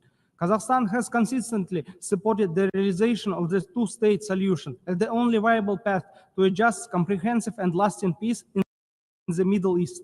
We firmly believe that the establishment of an independent, sovereign, and viable state of Palestine within the 1967 borders with East Jerusalem as its capital, living side by side with Israel in peace and security, remains essential to regional and global stability. This vision is founded especially on the relevant UN General Assembly and Security Council resolutions. At the same time, Kazakhstan unequivocally condemns the terrorist attacks carried out on the 7th of October 2023, which led to the killing of civilians and the taking of hostages. We call for the immediate and unconditional release of all hostages. Such acts are unacceptable and have no justification under international law. The protection of civilians must be upheld on all sides. We are deeply alarmed by continuing escalation of violence, the unprecedented level of human suffering in Gaza, and the absence of a genuine political horizon. The dire humanitarian situation is unacceptable and demands urgent international attention. Kazakhstan reaffirms its support for the central role of the United Nations in efforts to resolve the Israeli-Palestinian conflict. Hence, we highly commend and support the work of the United Nations Relief and Works Agency for Palestinian refugees in the Near East in providing vital services and protection to millions of Palestinian refugees. It has been for 7 decades a crucial lifeline for them despite unprecedented operational challenges and funding shortfalls. Kazakhstan has been contributing voluntary financial support to UNRWA core and emergency programs and stands ready to continue this assistance. We call for sustained and predictable funding for it and safeguard its neutrality, operational integrity, and viability. Furthermore, we express our solidarity with the people of Palestine and reaffirm our readiness to extend humanitarian and development assistance, including to the civilian population in Gaza. We also believe that ensuring accountability and adherence to international humanitarian and human rights law must be at the heart of any meaningful process toward peace. The protection of civilians must remain paramount. There can be no lasting peace without justice, dignity, and mutual recognition. Peace cannot be deferred indefinitely. Kazakhstan welcomes efforts aimed at rebuilding confidence and revitalizing dialogue between the parties as well as within the international community, including through regional and multilateral platforms. We are also open to participate in broader efforts to create enabling conditions for the resumption of meaningful peace negotiations under the auspices of the UN and in line with the internationally agreed parameters. To conclude, the international community has a moral and political responsibility to act. Let us stand for a just and secure Middle East while restoring the faith of generations who deserve to grow up free from fear with rights and opportunities. I thank you. Merci, Monsieur. I thank the representative of Kazakhstan for his statement. I give the floor to the representative of Côte d'Ivoire.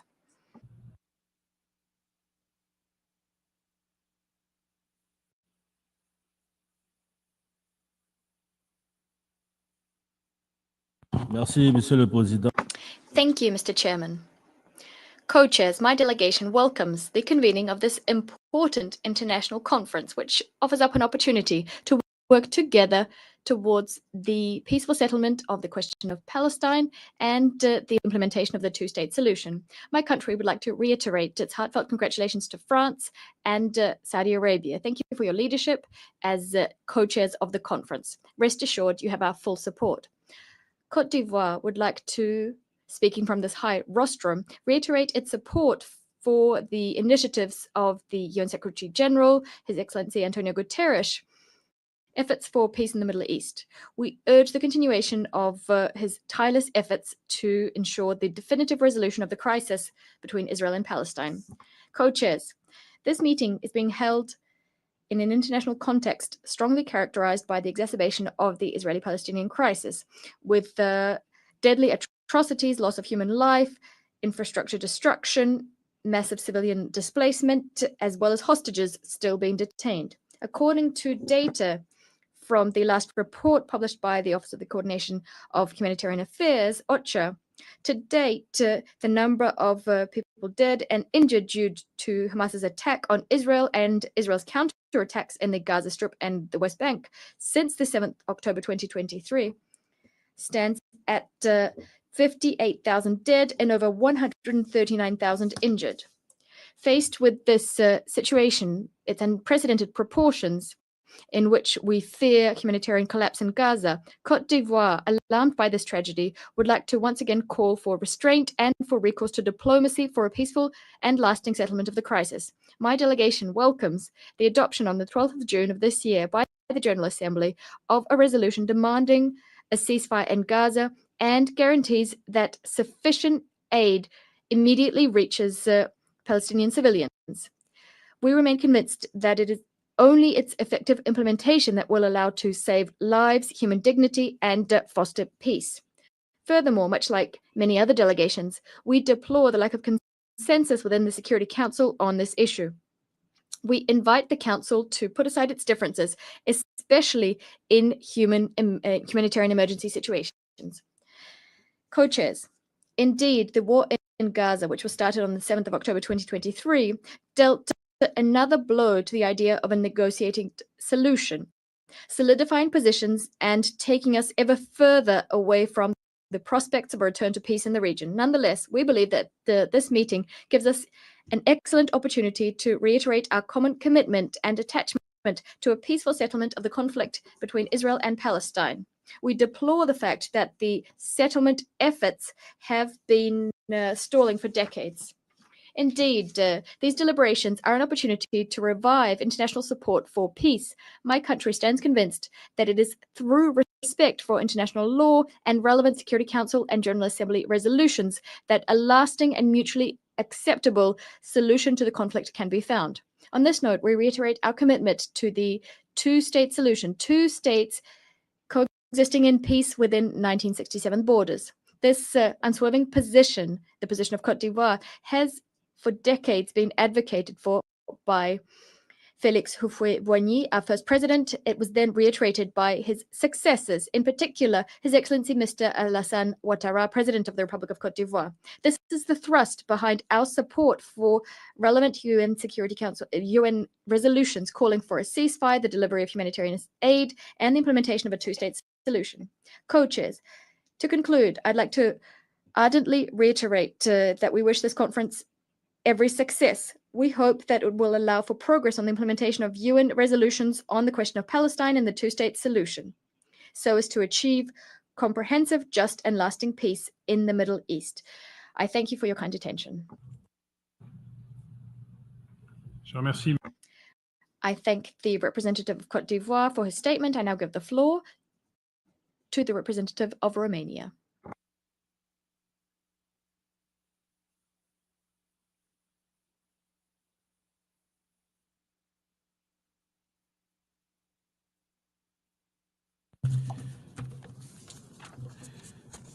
Esteemed co-chairs, Your Excellencies, Romania welcomes the convening of the International Conference in a key moment for the future of the Middle East and our collective security. We wholeheartedly hope that this timely initiative will be a decisive step in reviving the two-state solution and setting it on an irreversible course. We'd also like to congratulate the conveners of the conference, the two co-chairs of the event, France and the Kingdom of Saudi Arabia, as well as the co-chairs of the 8 working groups for undertaking this responsibility and for all the hard work that went into the preparations. The events that have transpired since the heinous terrorist attack of October 7th, 2023, provide unquestionable evidence that we must keep working towards a political resolution, and our presence here today reflects this common understanding. Regretfully, a ceasefire has not been renewed as of yet. There are hostages still in captivity, and the humanitarian situation in Gaza remains extremely dire. We hope and continue to act in support of an agreement that might open up new opportunities for the whole region. Your Excellencies, from the outset, I would like to underline Romania's long-standing support of a negotiated settlement of the Israeli-Palestinian conflict based on the two-state solution, Israel and Palestine living side by side in peace and security. We strongly believe that this is the only sustainable solution that meets both the legitimate aspiration for statehood of the Palestinian people and the necessary security guarantees for Israel, as well as a viable promise for enduring peace and stability in the Middle East. Romania recognized the state of Palestine back in 1988 and for many years continued to foster close ties with both sides, played its part in mediating the early Israeli-Palestinian peace talks, and reiterated their mutual right to live in peace, security, and prosperity. Excellencies, what happened on October 7, 2023 has no justification. We condemn the brutal attack of Hamas against the state of Israel and the Israeli people.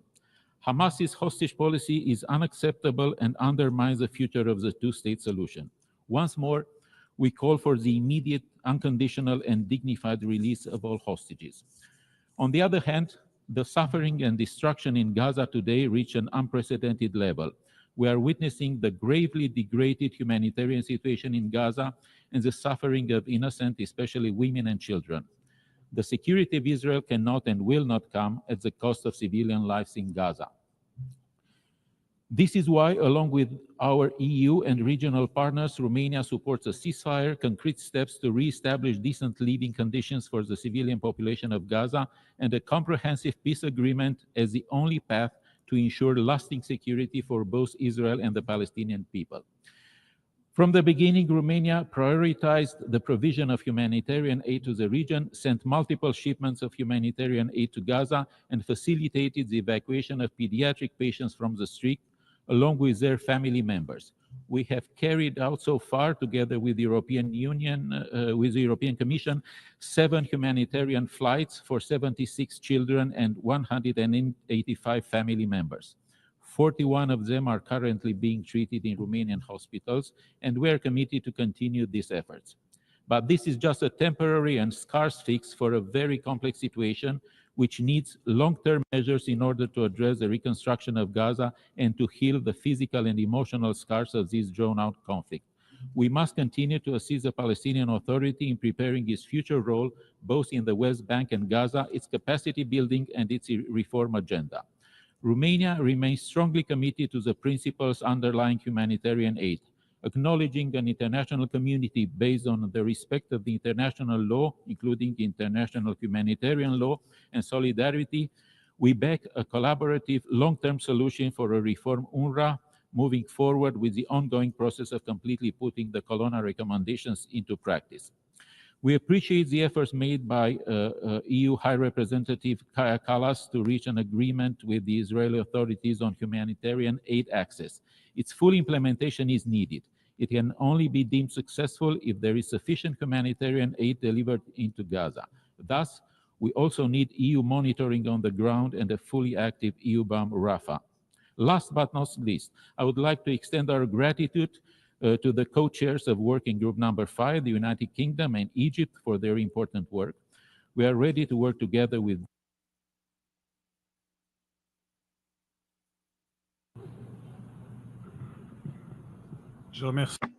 I thank the representative of Romania for his statement. I now give the floor to the representative of Belize.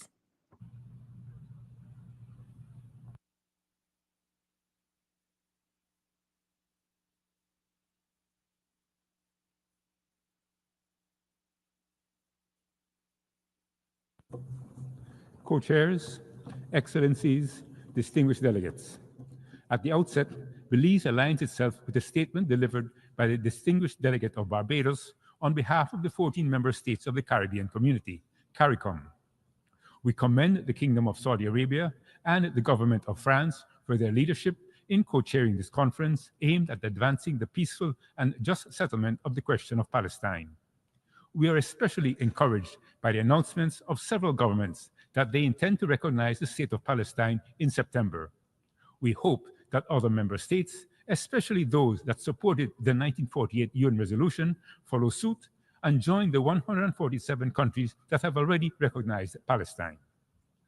Belize's position on the question of Palestine has never wavered. We have been a consistent voice in support of the full realization of the Palestinian people's inalienable rights to self-determination, independence, and sovereignty. It is from this principled position that we view the current situation with deep concern and moral urgency. Excellencies, we are gathered here today to take long overdue steps toward the implementation of the 1948 UN resolution on the question of Palestine. While recognition of the state of Palestine is critical and a necessary step forward, it is only the beginning.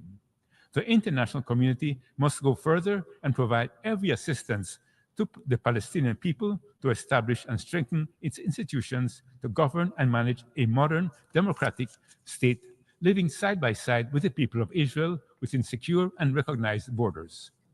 At the same time, the international community must confront the humanitarian catastrophe unfolding in Gaza head-on. Homes, schools, hospitals, and entire communities have been destroyed in a campaign of violence that has spared no one. Belize unequivocally condemns the indiscriminate bombing in Gaza, the blockade of life-saving humanitarian aid, and the ongoing violation of the UN Charter and international law. We must act to ensure the immediate, safe, and unimpeded flow of humanitarian assistance to the Palestinian people under the coordination and oversight of the United Nations. We must also ensure Palestine receives the financial, material, and technical assistance needed to support their reconstruction efforts. Excellencies, for any of this to materialize, there must be a genuine political process. Israel must come to the table. It must understand that there can be no lasting peace in the region unless the question of Palestine is resolved. Trust must be restored in the region, but first the violence must end. Recrimination by the combatants, their sponsors, the onlookers must stop. The forceful and unlawful acquisition of Palestinian land and property by Israeli settlers in the West Bank must stop. We in the international community must contribute to building trust in the region by providing meaningful support to all the factions, not only Palestine and Israel, but also to their neighbors, so that a culture of peace, cooperation, and mutual respect prevails. Let this conference be the beginning process to create a world in which the children of Palestine and Israel can live without fear, one in which they can live in peace, realize their ambitions, and share the richness of their cultures. Belize stands firmly with the Palestinian people and remain committed to the pursuit of justice, peace, and the vision of two sovereign states living side by side in mutual respect and security. I thank you.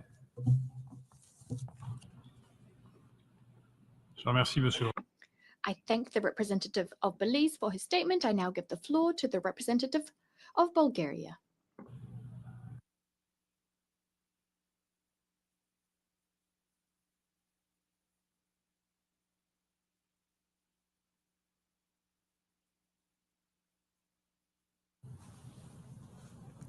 Thank you very much, dear co-chairs. Bulgaria highly appreciates the holding of this important international conference, co-chaired by France and the Kingdom of Saudi Arabia. Achieving lasting peace and stability in the Middle East is our shared priority, one that can only be realized through joint and coordinated efforts. Back in 1988, Bulgaria was among the first countries to recognize the state of Palestine. This historic decision stands as a testament to our long-standing commitment to a just and comprehensive peace. Grounded on the two-state solution. Today, we gather not merely to exchange views on policy, but to reaffirm a fundamental principle, one that speaks to the dignity of peoples, the urgency of justice, and the moral responsibility of the international community. That principle is the right of both Israelis and Palestinians to live in peace, security, and self-determination side by side in two sovereign and viable states. The two-state solution is not a rhetorical ideal. It is a vision anchored in decades of international consensus, enshrined in United Nations resolutions, embodied in Oslo Accords, and held by millions who refuse to yield to despair. It remains the only viable path towards a durable peace, one that guarantees a secure and democratic Israel and a free, sovereign, and democratic Palestine. Bulgaria strongly condemns the brutal terrorist attack carried out by Hamas on 7th of October 2023, which resulted in the horrific loss of more than 1,200 innocent civilian lives. The tragic developments in the Middle East since 7th of October underscore the urgent need for peace. As is often the case, civilians bear the heaviest burden of the conflict. The immediate priority must be an enduring ceasefire, the unconditional release of all hostages, and the dramatic improvement in the catastrophic humanitarian situation in Gaza. This must include unimpeded access for humanitarian aid and its sustained distribution across the Strip, in line with UN Security Resolution 2735, as well as the protection of humanitarian workers on the ground. These goals require not only political, but will be also the design of implementation of practical and viable solutions. For peace to be sustainable, it must emerge from direct negotiations between the parties, who must be willing to compromise, demonstrate leadership, and take courageous steps forward. The fundamental prerequisite for lasting peace is trust, a confidence-building measure aiming at reducing tensions, enhancing communication, and promoting dialogue must be prioritized during any potential peace process. In this context, the exchange of information on security-related matters and the exercise of restraint are critical. Israel has a proven record of such cooperation, including with Palestinian Authority. Any future regional security architecture must take into account Israel's legitimate security concerns and be rooted in the recognition of its right to exist, an imperative that should be universally accepted. Neighboring Arab states should be actively involved in this effort, ideally through normalization of relations following the model of the Abraham Accords. At the same time, the state of Palestine, represented by the Palestinian Authority, must be recognized by the international community, excluding any role for Hamas. This requires successful inter-Palestinian reconciliation, leading to the establishment of unified leadership elected through inclusive democratic elections. These elections would not only resolve questions of legitimacy, but would also lay the foundation for a functional and democratic Palestinian state. In this regard, capacity building remains essential. Particular attention must be given to working with the youth, creating pathways to peace and development, while countering radicalization and incitement to violence. Let history remember this moment, not as yet another missed opportunity, but as a beginning of a renewed international commitment. Let this conference not only express solidarity, but serve as a catalyst for action.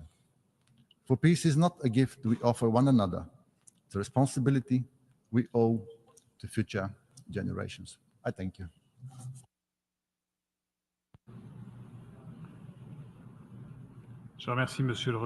I thank the representative of Bulgaria for his statement and now give the floor to the representative of Gambia.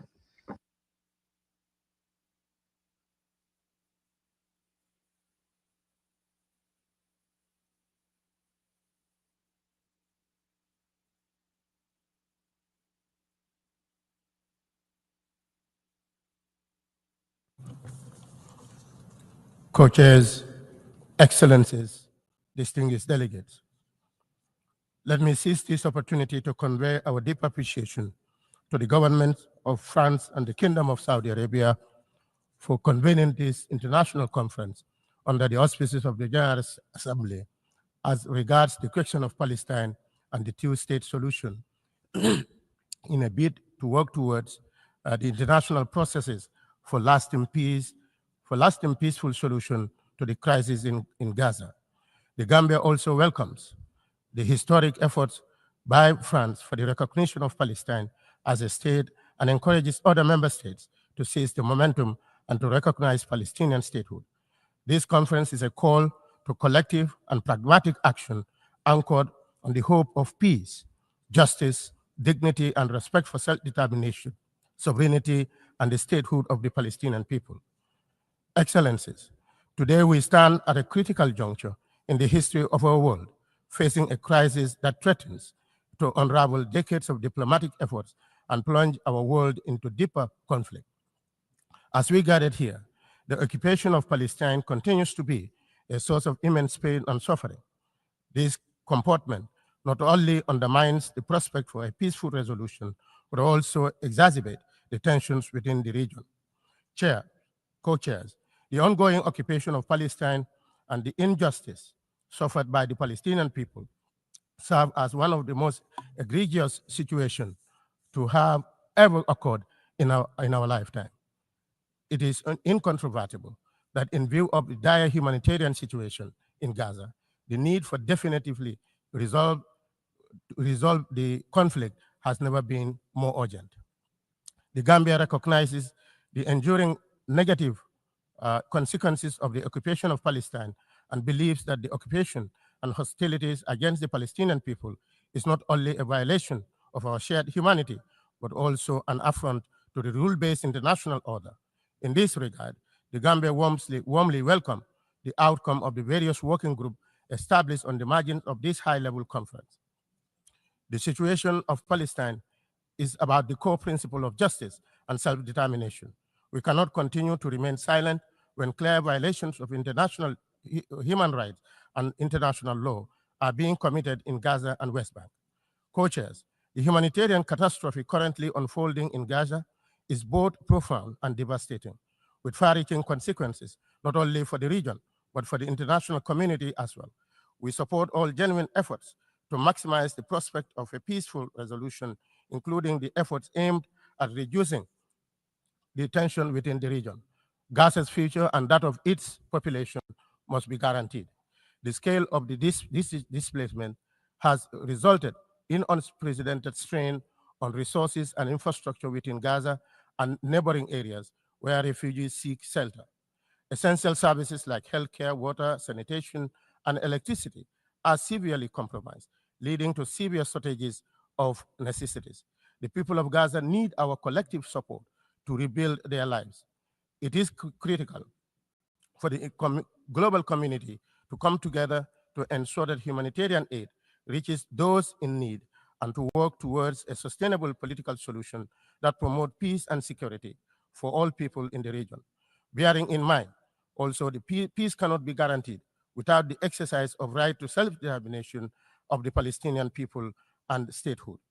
It is our conviction that we proceed with a clear focus on our shared goals, peace, justice, and restoration of dignity to all those affected by the conflict.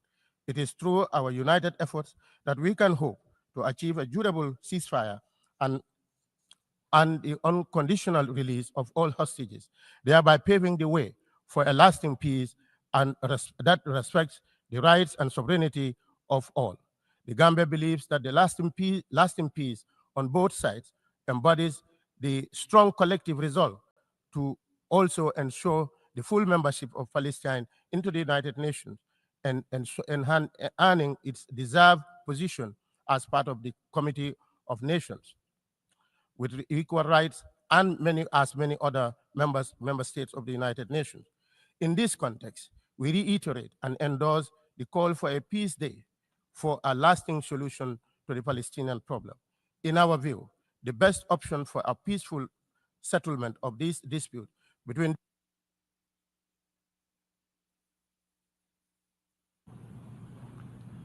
Je remercie. I thank the representative of the Gambia for the statement, and I give the floor to the representative of the United Republic of Tanzania.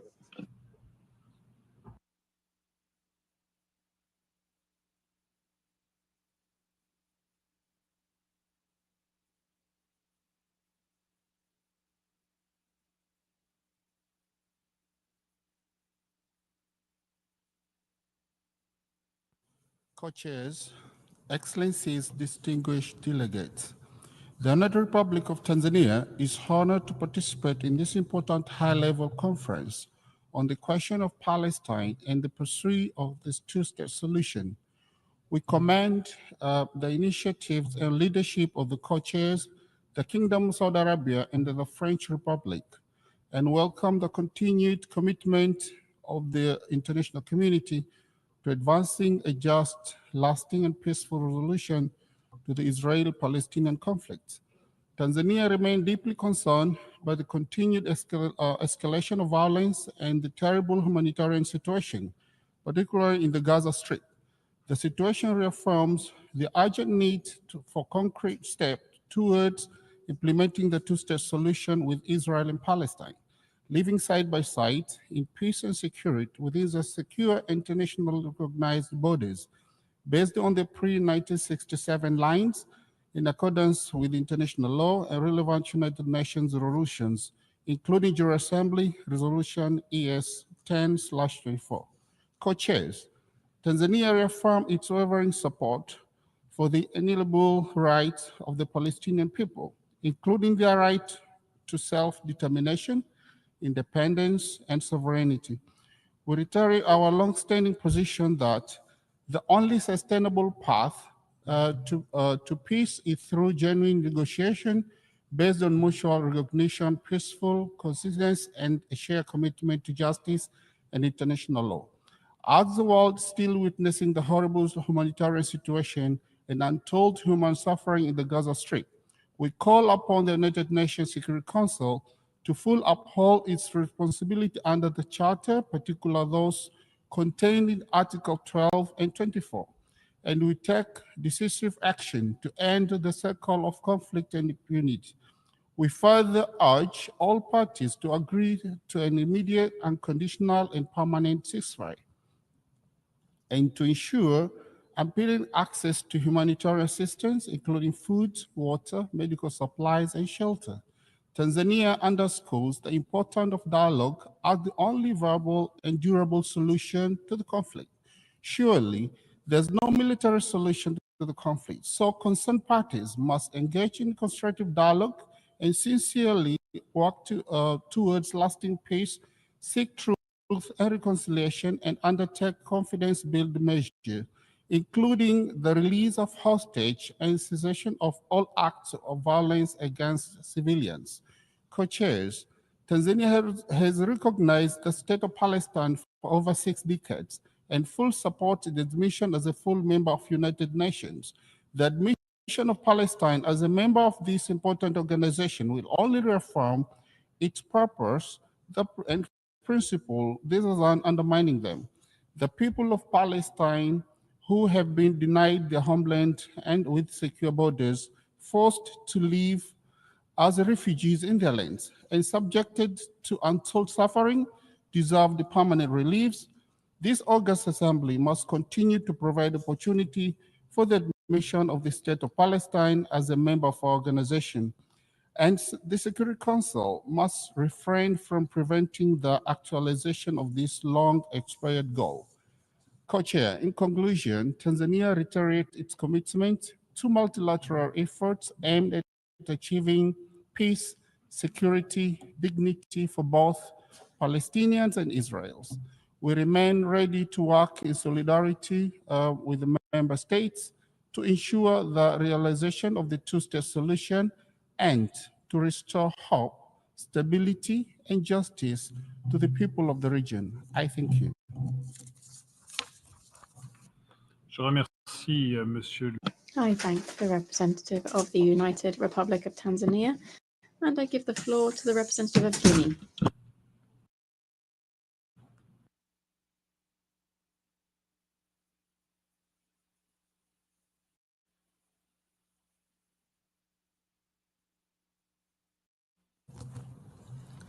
Monsieur le Co-Président. Co-chairs, Excellencies, ladies and gentlemen. At the outset, on behalf of His Excellency, General Mamadi Doumbouya, President of the Republic of Guinea, welcome the joint initiative of the Kingdom of Saudi Arabia and the French Republic. That is the initiative to convene this international conference dedicated to the peaceful settlement of the question of Palestine and the implementation of the two-state solution. My delegation fully subscribes to the statement delivered by Uganda on behalf of the non-aligned movement. Co-chairs, the Republic of Guinea reiterates its unswerving support to the Palestinian cause, which is underpinned not just by the principles of international law, but also the values of brotherhood, dignity, and humanity, to which the people of Guinea are strongly committed. The Republic of Guinea, true to its historic commitment to justice, peace, and international security, recognized the state of Palestine already in November 1988. We believe that there is an overriding necessity to recognize the state of Palestine with East Jerusalem as its capital, and to grant it fully fledged member status within the United Nations organization. The right of the Palestinian people to self-determination, to freedom, and to an independent state is both what justice requires, but it is also an essential precondition for lasting peace in the Middle East. The two-state solution, with Israel and Palestine living side by side in peace and security within recognized borders based on 1967 lines, remains the only viable path that is in keeping with international law. Co-chairs, we cannot ignore the human tragedy currently unfolding in the Gaza Strip. Too many lives have been lost. Children, women, and entire families have been decimated. Many people are still missing. Essential civilian infrastructure has been seriously damaged, if not completely destroyed. This situation cannot go on. We bear the collective moral responsibility to put an end to it, and definitively so, because the safeguarding of the values and principles which underpin our humanity are at stake. The eyes of the world, the eyes of our people are upon us. They are judging us on our collective capacity to ensure that international law and the ideals of peace, justice, and moral dignity, which are the bedrock of our organization, to ensure they prevail. Silence, inaction, indifference would constitute a betrayal, not only to the fundamental principles of this organization, but to our very own humanity. The Republic of Guinea calls for an immediate, total, and lasting ceasefire. We reiterate that any lasting and viable solution necessarily requires an end to the violence, the occupation, and settlement activities on Palestinian territory, including in East Jerusalem, the recognition, full and comprehensive recognition, of a sovereign and independent Palestinian state with East Jerusalem as its capital, living in peace side by side with Israel, meticulous respect for relevant UN resolutions, and full and unfettered access for the delivery of humanitarian assistance. Co-chairs, ladies and gentlemen, today more than ever, the Republic of Guinea stands shoulder to shoulder with those who've opted for dialogue over confrontation. We're here to reaffirm that peace is not a utopia, it is a must, and peace calls for political courage. It is high time to translate declarations of principles into concrete action. We need a clear-cut, consensus-based roadmap to ensure that the hopes of the Palestinian people become a political reality. We remain convinced that peaceful coexistence between the states of Palestine and Israel is not only possible, but necessary. It is in the name of our common humanity that we must seize the opportunity offered by this conference to definitively revive the hope of lasting peace between Israel and Palestine, with respect for human dignity and the solidarity among peoples. I thank you. Je remercie Monsieur le Représentant. I thank the representative of Guinea for that statement. And I give the floor to the representative of Guyana.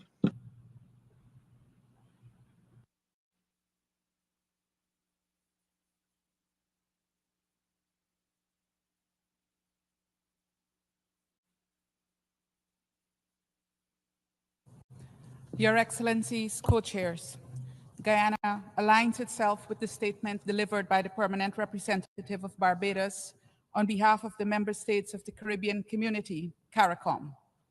I commend you both, co-chairs of the working groups, for your preparations for the convening of this conference. Excellencies, following the General Assembly's adoption in 1947 of Resolution 181, in which it decided on the establishment of an independent Arab state and an independent Jewish state, the independent Jewish state Israel was created and recognized in 1949.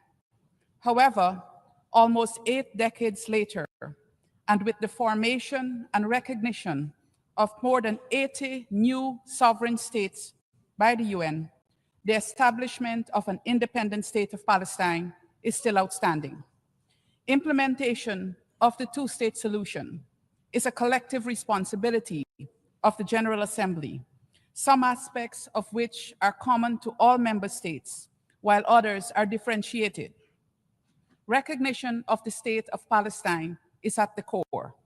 The two-state solution is only partially implemented due to the twin problem of the non-recognition of the state of Palestine by some member states and Israel's ongoing occupation of the Palestinian territory. Guyana therefore calls on all member states still to do so, to recognize the state of Palestine. We also call on Israel to comply with the advisory opinion of the ICJ regarding its unlawful occupation of the Palestinian territories. Excellencies, we are meeting against the backdrop of an unprecedented war in Gaza, characterized by repeated violations of international law. The onus is on all member states to be vigilant and consistent in their defense of international law on the question of Palestine. There should be no double standards and no silence and inaction when the rule of law is being violated. While most member states have been vocal in their condemnation of the ongoing atrocities in Gaza and the occupied West Bank, we urge every member of this organization to redouble their efforts to bring this tragedy to an end. Turning to actions needed for positive change, let me highlight 3 points. First, the ongoing situation in the occupied Palestinian territory remains a serious threat to international peace and security, and the Charter empowers the Security Council to respond to such threats decisively. Regrettably, the Council as a collective has not yet achieved the level of political will necessary to take those decisions. Second, action is needed in defense of the United Nations, humanitarians, medical personnel, journalists, and other professionals who continue to be the targets of indiscriminate and illegal actions by the occupying power. UNRWA, which has performed a stabilizing role in the OPT since its establishment in 1948, suffered the brunt of attacks against the UN. Last week, we were told that OCHA is next. This trend must not be allowed to continue as it sets a dangerous precedent. Third, member states must be prepared to take bilateral action where it is necessary to stem the means of destruction used by the occupying power to weaken the two-state solution. Member states must continue working until an independent state of Palestine is established, pursuant to the relevant United Nations resolutions and in line with the pre-1967 borders. We must dissuade all actions that undermine this goal. In this context, we call on Israel to hand over all remittances being held for the Palestinian Authority. Excellencies, allow me to conclude by reaffirming our full support for the implementation of the two-state solution. Ghana looks forward to continuing its contributions to this goal, including through implementation of the recommendations emanating from this conference. I thank you.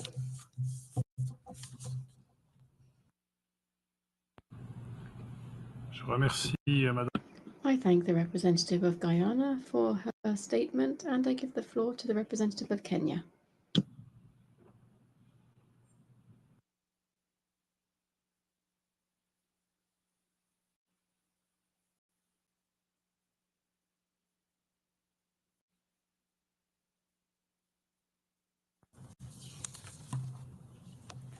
Co-chairs, excellencies, distinguished delegates, Kenya aligns itself with the statement read by the Republic of Uganda on behalf of the non-aligned movement. We also align with the African Union position that espouses the achievement of a two-state solution through negotiations founded on relevant UN resolutions and supports homegrown solutions based on socio-cultural tolerance. My delegation would now like to state the following in our national capacity. For decades, the Middle East has endured an ever-deepening occupation, cycles of violence, and the collapse of every major peace negotiation. The spiraling increase of civilian casualties, widespread displacement, and catastrophic humanitarian emergencies continue to imperil not only Palestinian aspirations for sovereignty and Israeli security, but also the stability of the entire region and the authority of international law. The two-state solution is deemed as the sole framework capable of delivering just, lasting peace. Unfortunately, it's now on the brink of collapse. Co-chairs, Kenya is concerned that the absence of decisive and coordinated action, unilateral measures, hardened stances of an irreversible status quo of protracted conflict will prolong human suffering and strategic fragmentation. In this regard, we take note that this conference is one of the few chances remaining to transform consensus into tangible, irreversible steps and propose the following actions embedded in three core pillars. First, ceasefire and humanitarian relief to secure an immediate, verifiable ceasefire, ensure the unconditional release of all hostages, and guarantee unfettered delivery of humanitarian assistance and the full withdrawal of military forces from Gaza. Second, implementing the two-state solution with security guarantees by convening a United Nations-backed mechanism and establishing robust, jointly monitored security arrangements to protect civilians on both sides, linked to benchmarks that reinforce the two-state roadmap. Third, instituting time-bound framework to adopt a comprehensive UN resolution mandating clear deadlines and enforcement measures and create a multinational oversight body that builds on the Global Alliance for Implementation to monitor compliance, deter spoilers, and report transparently to the international community. Co-chairs, excellencies, distinguished delegates, the world watches us to see whether we can convert long-standing consensus into concrete, irreversible action. By embracing three core pillars, that's political, economic, and security, we can cement an enduring peace with two states side by side in mutual security and cooperation, and pave the way for a stable, integrated Middle East.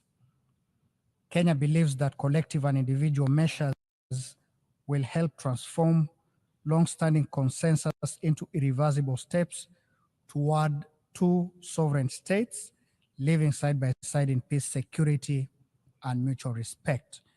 In conclusion, we reaffirm our support for the two-state solution and commit to collaborating with member states in joint efforts to secure durable and lasting peace. I thank you.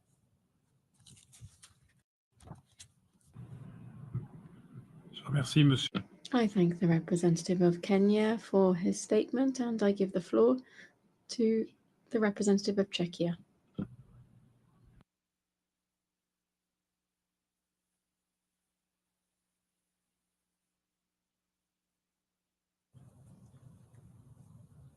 Distinguished co-chairs, excellencies, we welcome this opportunity to affirm Czechia's long-standing commitment to a peaceful resolution of the Israeli-Palestinian conflict.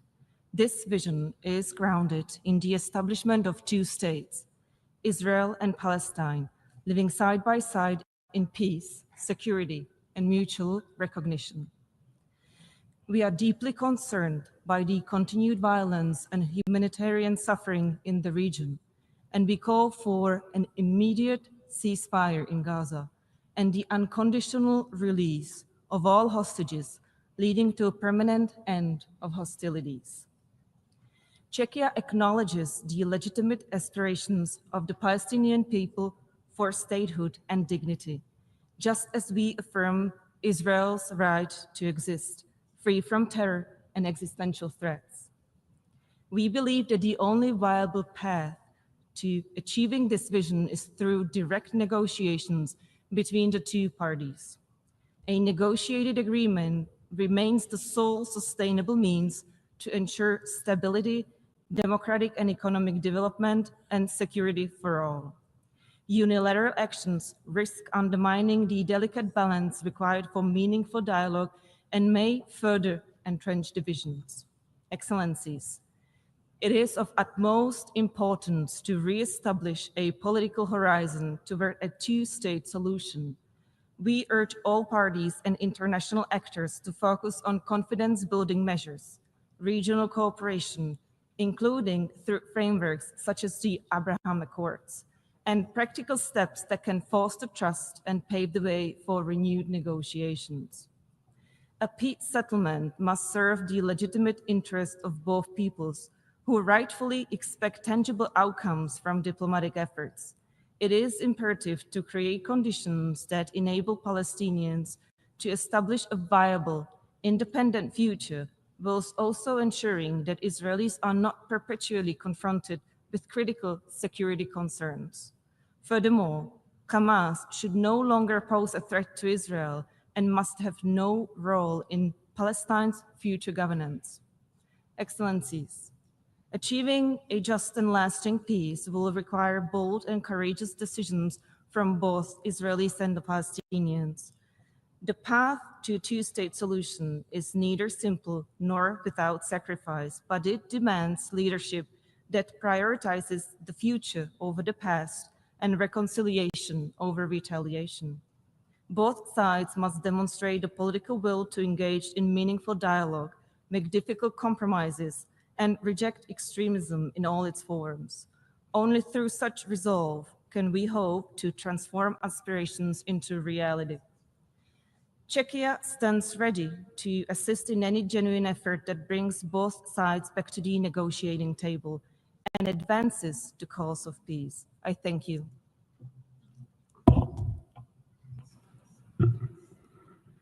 Je remercie Madame la...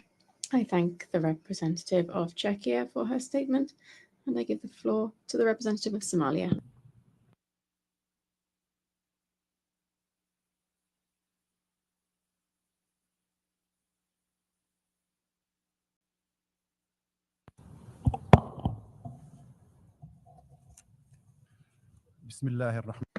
In the name of God, most gracious, most merciful, co-chairs, highnesses, excellencies, ladies and gentlemen.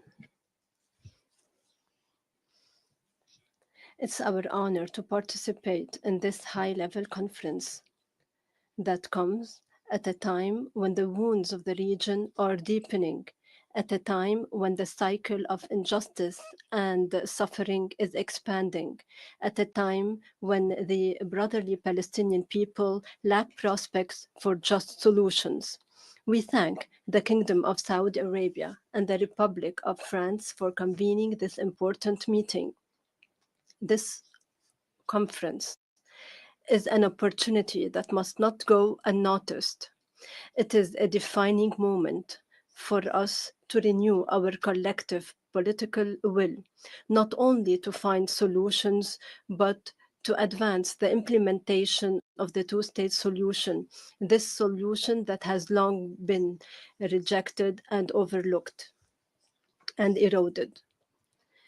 Co-chairs, the Palestinian people for more than 7 decades have been reeling from ongoing occupation. They have been systematically deprived of their most basic national and human rights.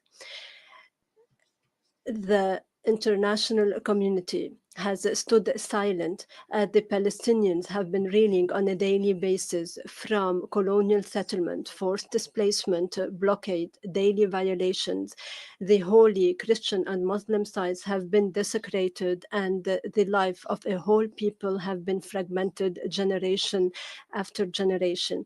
Despite this, the Palestinian people continue to uphold their legitimate right to freedom, independence, and self-determination as enshrined in international law and UN resolutions. They do not demand more than this. In this context, we reiterate our unwavering support for the two-state solution along the 4 June 1967 borders, and on the basis of UN Security Council and General Assembly resolutions, and on the basis of international law and the Arab Peace Initiative for the establishment of an independent, sovereign Palestinian state with East Jerusalem as its capital, we call clearly for the full recognition of the state of Palestine and for its full admission in the United Nations. Ladies and gentlemen, injustice does not achieve peace. Ongoing occupation does not generate stability. We reject double standards and the selective application of international law. We cannot respect international law in one place and overlook its violation in another place, and the occupier cannot be rewarded and the people under occupation cannot be punished. The implementation of the two-state solution is no longer a diplomatic option. We now call today for clear measures that can no longer be postponed. First, the state of Palestine must be admitted as a full member of the UN. Secondly, all illegal settlement activities must come to an end immediately and unconditionally. Thirdly, the blockade on Gaza must be lifted and humanitarian safe corridors must be opened. Fourthly, international protection must be afforded to the Palestinians. Fifthly, we must revive the serious and binding political track under international multilateral auspices with a clear implementation mechanisms. In conclusion, the time is not on our side. Every day without a solution is a new day of pain, a new day of dashed hopes and erosion of international order. We hope that this conference will be a true turning point where we do not only express intentions, but we transition towards actionable implementation and follow-up mechanisms. In this context, we reiterate our clear position. Palestine is not only a humanitarian cause, it is a question of justice, a question of rights and sovereignty. The government and people of Somalia will continue to support this just question in all fora. We believe that freedom is achieved and snatched by justice and is defended in position. Thank you for your kind attention. Je remercie Monsieur le I thank the representative of Somalia for that statement. I now give the floor to the representative of Cabo Verde.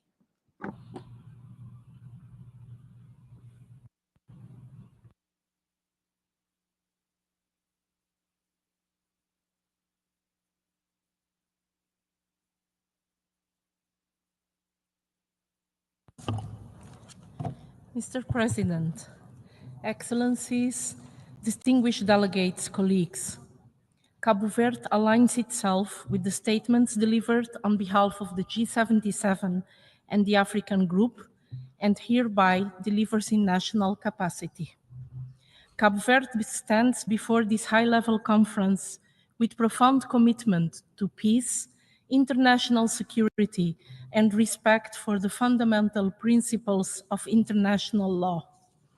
Since its independence, our country has upheld its sovereign policy on principles of peaceful cooperation, mutual respect, and the right of all peoples to self-determination and independence in line with the Charter of the UN. The two-state solution for Israel and Palestine represents not only a legal and political imperative, but also the only sustainable way to ensure security, stability, and development for both people. Cabo Verde would like to highlight three fundamental pillars for the peaceful settlement of the question of Palestine and to implement the two-state solution. One, the establishment of the Palestinian state, founded on full sovereignty and territorial integrity, must be grounded in international norms protecting the territorial integrity and historical rights of the Palestinian people.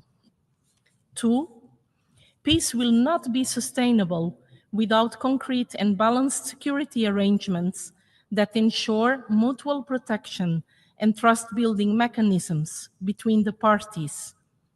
Coordinated measures must be implemented in a transparent and binding manner, reinforcing both Israel and Palestine's commitment to a future free of hostilities and existential threats. 3.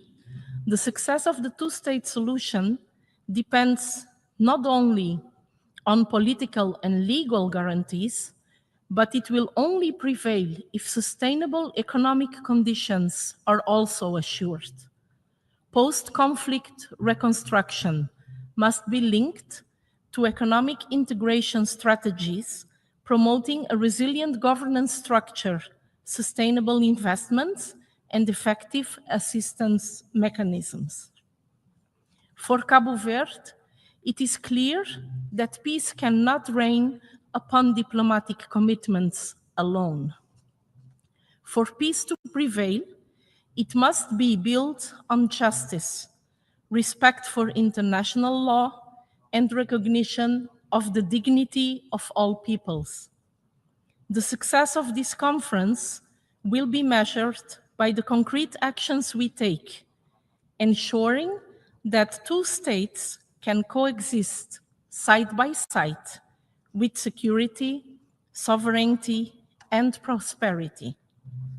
Cabo Verde is hopeful that this conference will produce effective commitments and tangible results for a just and lasting peace. Cabo Verde reiterates its full support to the implementation of the two-state solution. May this path lead to two neighbor nations living in peace and rebuilding a prosperous future for the generations to come. Thank you.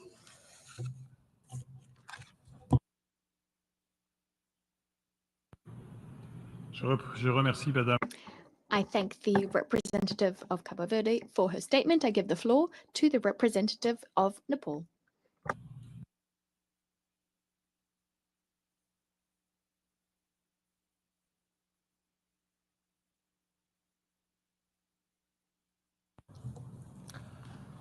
Distinguished co-chairs, first let me extend my sincere appreciation to the governments of the French Republic and the Kingdom of Saudi Arabia for convening this high-level international conference. Excellencies, for nearly 8 decades, the pursuit of just and lasting peace in the Israeli-Palestine conflict has remained elusive. Uncertainty, chaos, violence, and despair dominate the regions over the decades.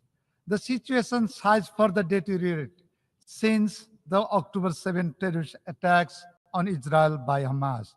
The region is descending into even greater turmoil and volatility since then. The humanitarian crisis has reached unimaginable levels. Relentless loss of innocent lives, mass displacement, and widespread destructions have unfortunately become the tragic norm. The indiscriminate targeting of civilians, aid workers, and vital infrastructures continues unabated. The world cannot afford to stand by as devastation unfolds. Urgent and decisive action is needed to break this cycle of violence and restore hope for a peaceful future for both Palestinians and Israelis. Excellencies, Nepal strongly condemned the brutal attack on Israel on 7 October 2023, which claimed the lives of hundreds, including 10 Nepali nationals. Equally, we have denounced the indiscriminate use of force against civilians in Gaza. Nepal has consistently called for immediate de-escalations, restraint on end to civilian casualties, and protections of public and private properties. We also call for providing immediate, unrestricted, and adequate humanitarian assistance to the disparate civilians in Gaza. Humanity must be preserved, and human rights must be respected in all circumstances. It is also crucial that international laws, including the international humanitarian laws, are fully respected by all. We call for the immediate and unconditional release of all hostages taken by Hamas, including Bipin Joshi from Nepal. We are gravely concerned about his and others' health and well-being. Co-chairs, Nepal has long supported a two-state solution, advocating for Israeli and Palestinians to coexist peacefully within the recognized international borders based on international law and relevant UN resolution. We affirm our support for all efforts aimed at achieving a just, peaceful, and lasting solution to the questions of Palestine. We urge both Israel and Palestine to exercise utmost restraint, to end hostilities, resort to dialogue and diplomacy, and uphold internationally recognized agreements, including the two-state solution. Stopping ongoing violence and securing of durable ceasefire is crucial to create conditions for diplomacy and prevent further civilian casualties. On this score, we appreciate the efforts made by the United States of America, Qatar, and Egypt for achieving permanent ceasefire. The United Nations and international community must take all necessary measures to restart negotiations, establish a framework for lasting peace, and find a just, peaceful, amicable, and lasting political solutions to the problem. For this, myopic visions and narrow political interests must be set aside. This is crucial to prevent this crisis from deepening into a catastrophe. We stand by our conviction that the political resolutions grounded in two-state solutions is the most effective path to ending suffering, breaking the cycle of violence, and securing long overdue peace for both Palestinian and Israeli civilians. In conclusion, co-chairs, let's unite in pursuit of a just and lasting solution to one of the world's most prolonged and complex challenges. Let's ensure that peace prevails in the regions and beyond. And let's build a future for both Israelis and Palestinians grounded in peace, justice, and coexistence. I thank you. Je remercie. I thank the distinguished representative of Nepal for his statement. I now give the floor to the representative of St. Vincent and the Grenadines.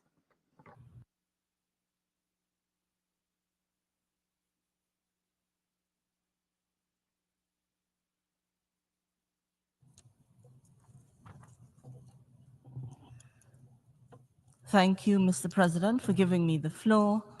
St. Vincent and the Grenadines extends its appreciation to the co-chairs of the conference, His Excellency Jean-Noël Barrot, Minister of Europe and Foreign Affairs of the Republic of France, and His Highness Prince Faisal bin Farhan Al Saud, Foreign Minister of the Kingdom of Saudi Arabia.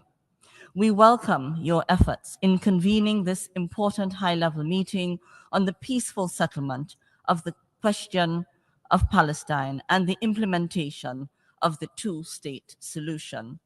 Excellencies, today we must accept the harsh reality that our multilateral system is fractured, and this breakdown has in turn allowed the erosion of the principles of international law, including those set out in the Charter of the United Nations, as well as the legally binding resolutions adopted by the Security Council. These principles are not abstract ideals, but safeguards for our peaceful coexistence.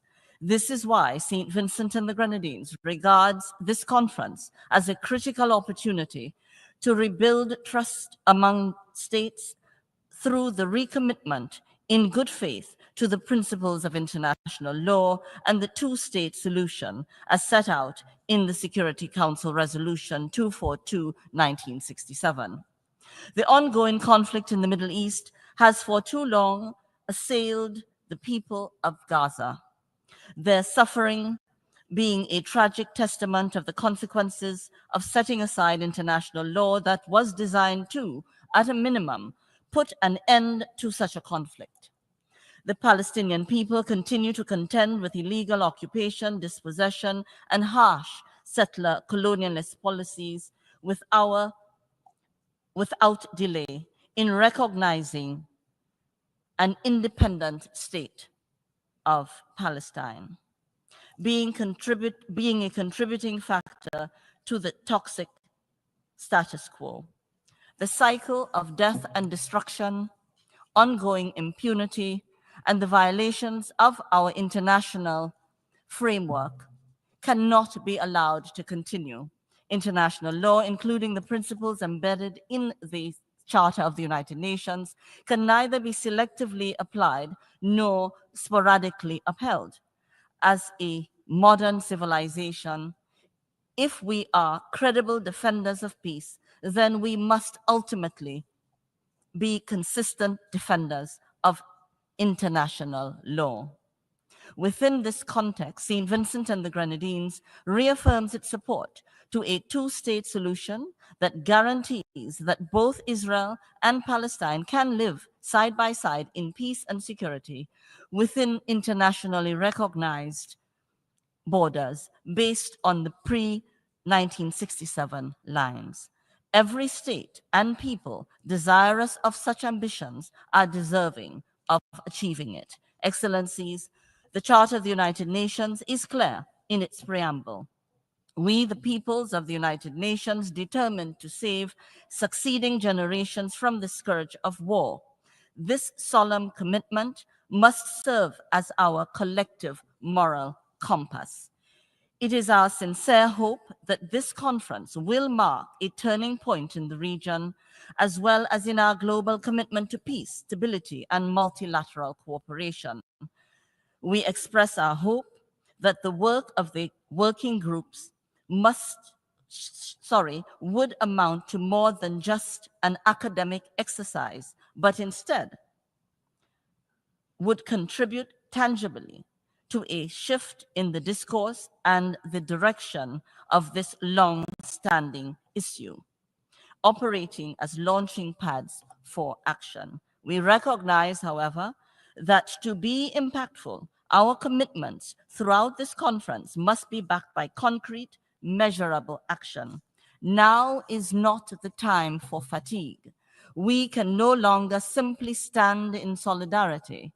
The need to implement a two-state solution has become more urgent than ever. And to this end,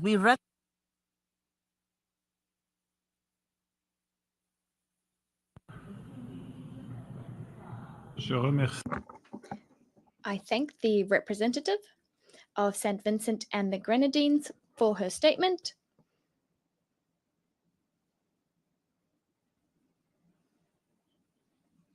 I thank the representative of St. Vincent and the Grenadines for her statement. I now give the floor to the representative of Cuba.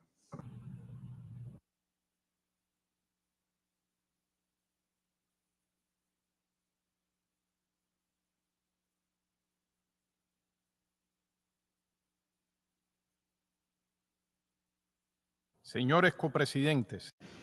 Co-chairs, we support the statements delivered by Uganda on behalf of the non-aligned movement and by Venezuela on behalf of the group of friends in defense of the UN Charter.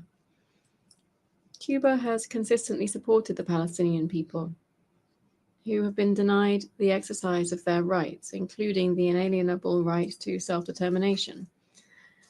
And we have denounced the atrocities committed by Israel for more than 75 years now.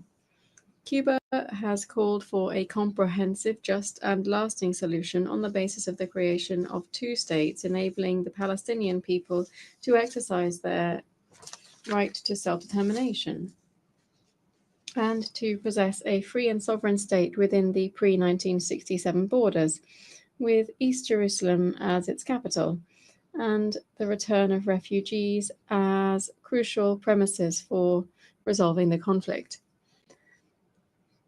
Cuba participated in the extraordinary ministerial meeting of the Hague Group, an initiative by a number of states seeking to coordinate action to achieve tangible results and take urgent measures to enforce an immediate and permanent ceasefire in the Gaza Strip. and the withdrawal of Israeli occupying forces. We have joined the call of the immense majority of the international community for decisive action that would bring an end to one of the most long-standing injustices of our time, an injustice that has worsened over the last 2 years, during which Israel has committed crimes against humanity, collective punishment, apartheid, and genocide against the Palestinian people with impunity. The number of displaced persons, as well as the destruction of hospitals and other civilian infrastructure in blatant violation of international humanitarian law, put us face to face with a painful reality that wounds our humanity. The massacre perpetrated against the besieged Gaza Strip has triggered an unprecedented humanitarian crisis, plunging the territory into terror, death, and mass destruction. Indeed, according to the United Nations reports, millions of civilians are trapped, fighting hunger, disease, and constant displacement. We see consistent Israeli settlement building practices, and violence is escalating in the West Bank, including East Jerusalem. We cannot allow illegal settlements and repression to become normalized. Excellencies, it is impossible to talk of the situation in Palestine without speaking out about the historical complicity of the United States government, which is also responsible for the genocide by repeatedly using its veto right in the Security Council to block the implementation of a ceasefire that would halt the massacre and would uphold the will of the international community. The paralysis of the Security Council is an affront harnessed by Israel to continue its criminal policies without fear of consequence. Concrete action is urgently needed in this body to halt the ongoing genocide, to allow the unrestricted delivery of sufficient humanitarian aid, and to guarantee the vital work of UNRWA. More than 145 countries already recognize the state of Palestine.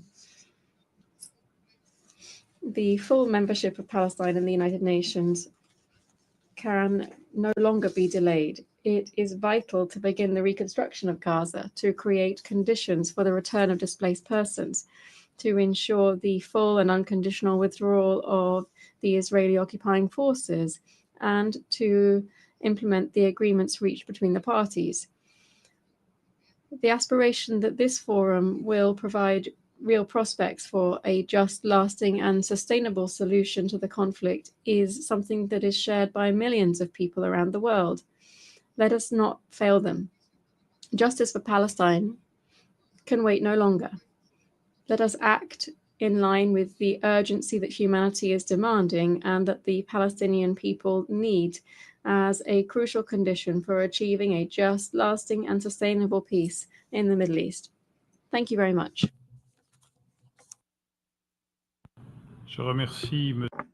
I thank the representative of Cuba for his statement.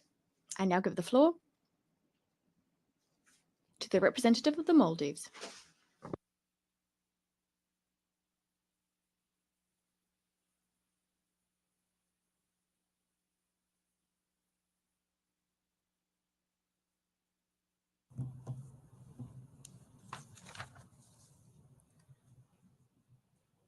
Co-chairs, distinguished delegates, Assalamu alaikum wa rahmatullahi wa barakatuh. This conference must mark a turning point to end the Israel-Palestine conflict. It's a historic opportunity to restore justice and enforce accountability.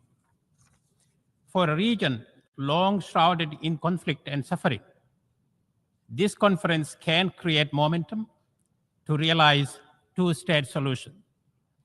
In 1947, the General Assembly promised that two peoples could live side by side in peace, dignity, and sovereignty.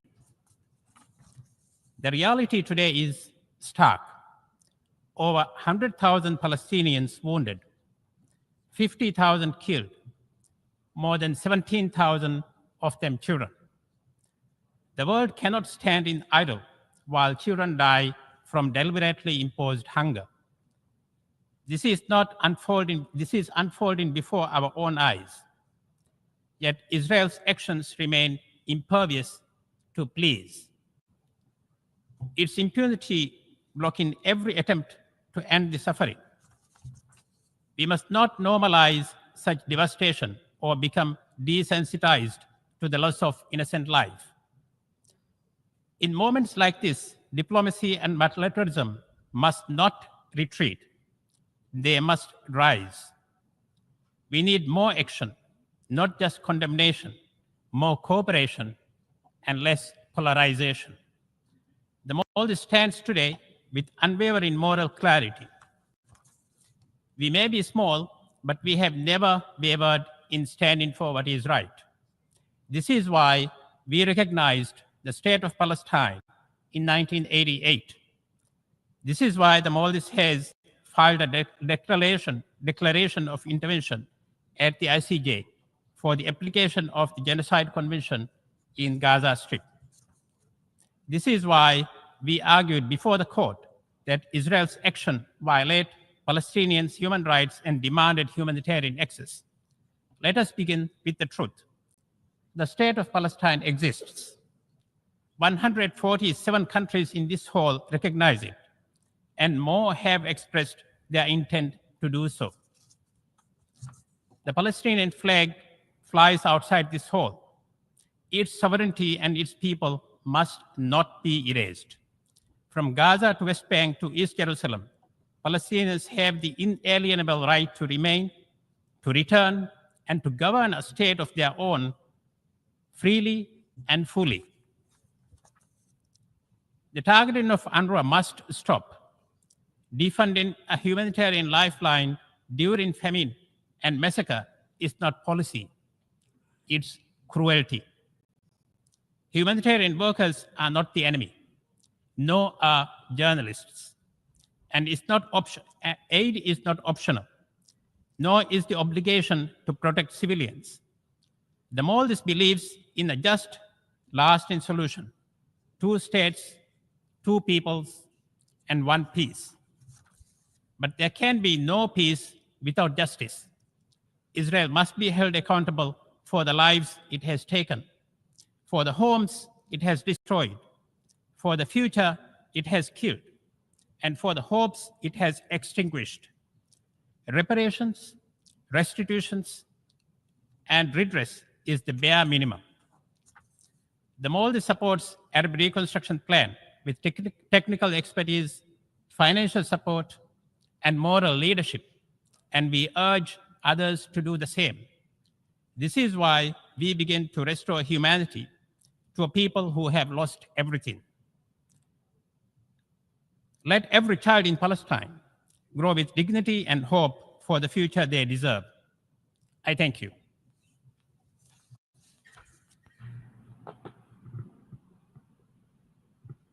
Je remercie Monsieur le représentant. I thank the representative of the Maldives for their statement, and I give the floor to the representative of the League of Arab States.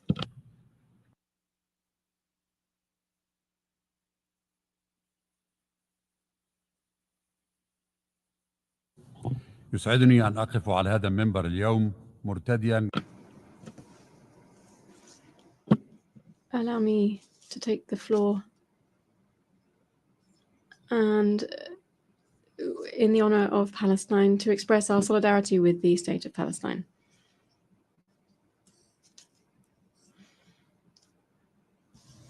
Here I present the statement of the Secretary General of the League of Arab States, who was unable to make the statement himself. At the outset, allow me to express my thanks to the Kingdom of Saudi Arabia and the French Republic for chairing this meeting at a difficult time, which is not enabling a serious effort towards peace. This international conference, with such a broad-based participation, allows us to focus on the crime of the century, which reminds us of the somber times of history, and we hope that it will never happen again. We think that those that were victims of crimes against humanity would understand the sense of humanity, that those who had lived through ethnic cleansing would never practice it, that those who were victims of genocide and its horrors would not be tempted to commit this crime of genocide that we are seeing today, the plans of which have been announced in Gaza and the OPT. We must denounce this crime in all of its gravity and the tragedy that it causes. They are the continuum of another crime, that is occupation. A crime that the ICJ has asked to be brought to an end as soon as possible. What we're seeing today in Gaza, the withdrawal of stability and security in the region, is indeed the outcome of the ongoing occupation. This is the price being paid by Palestinians, a price paid in blood, a price paid by the populations across the region in terms of the stability and future. It is the price paid by the entire world in terms of stability and security. It's an extremely high price that we are all paying for the system of apartheid and occupation to remain on this land. The vision set out by the state, representatives of civil society and organizations during the preparatory meeting within the 8 thematic working groups that were cited in the outcome document very clearly show that there is clear international will and that it represents the majority for the Israeli settlement building to stop. It also shows that another future is possible for the region, that is for peaceful coexistence.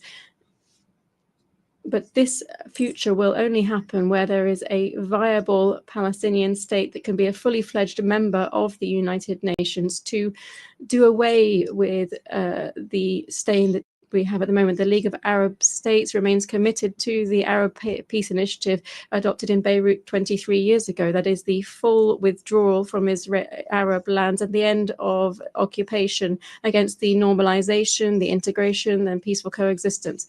This vision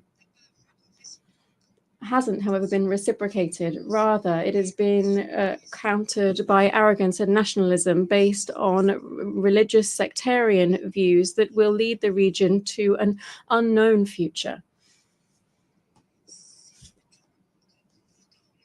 If everyone, particularly civil organizations, are not involved in this process, there will be no change. In conclusion, this conference represents a turning point for the Middle East, for Palestine, in Syria, Lebanon, and elsewhere. The League of Arab States will continue to strive alongside Saudi Arabia and France, alongside the chairs of the working groups, with the immense majority of states, peace-loving states in the General Assembly, this democratic forum.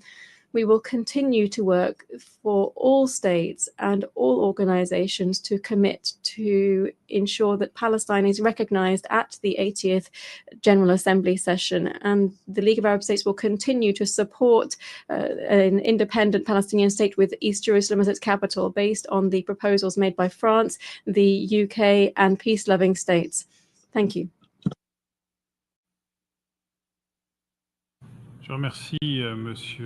I thank the representative of the League of Arab States for that statement. This brings us to an end of the time that we have for this general debate session. The general debate will continue this afternoon at 3 p.m. in this hall. The meeting is adjourned.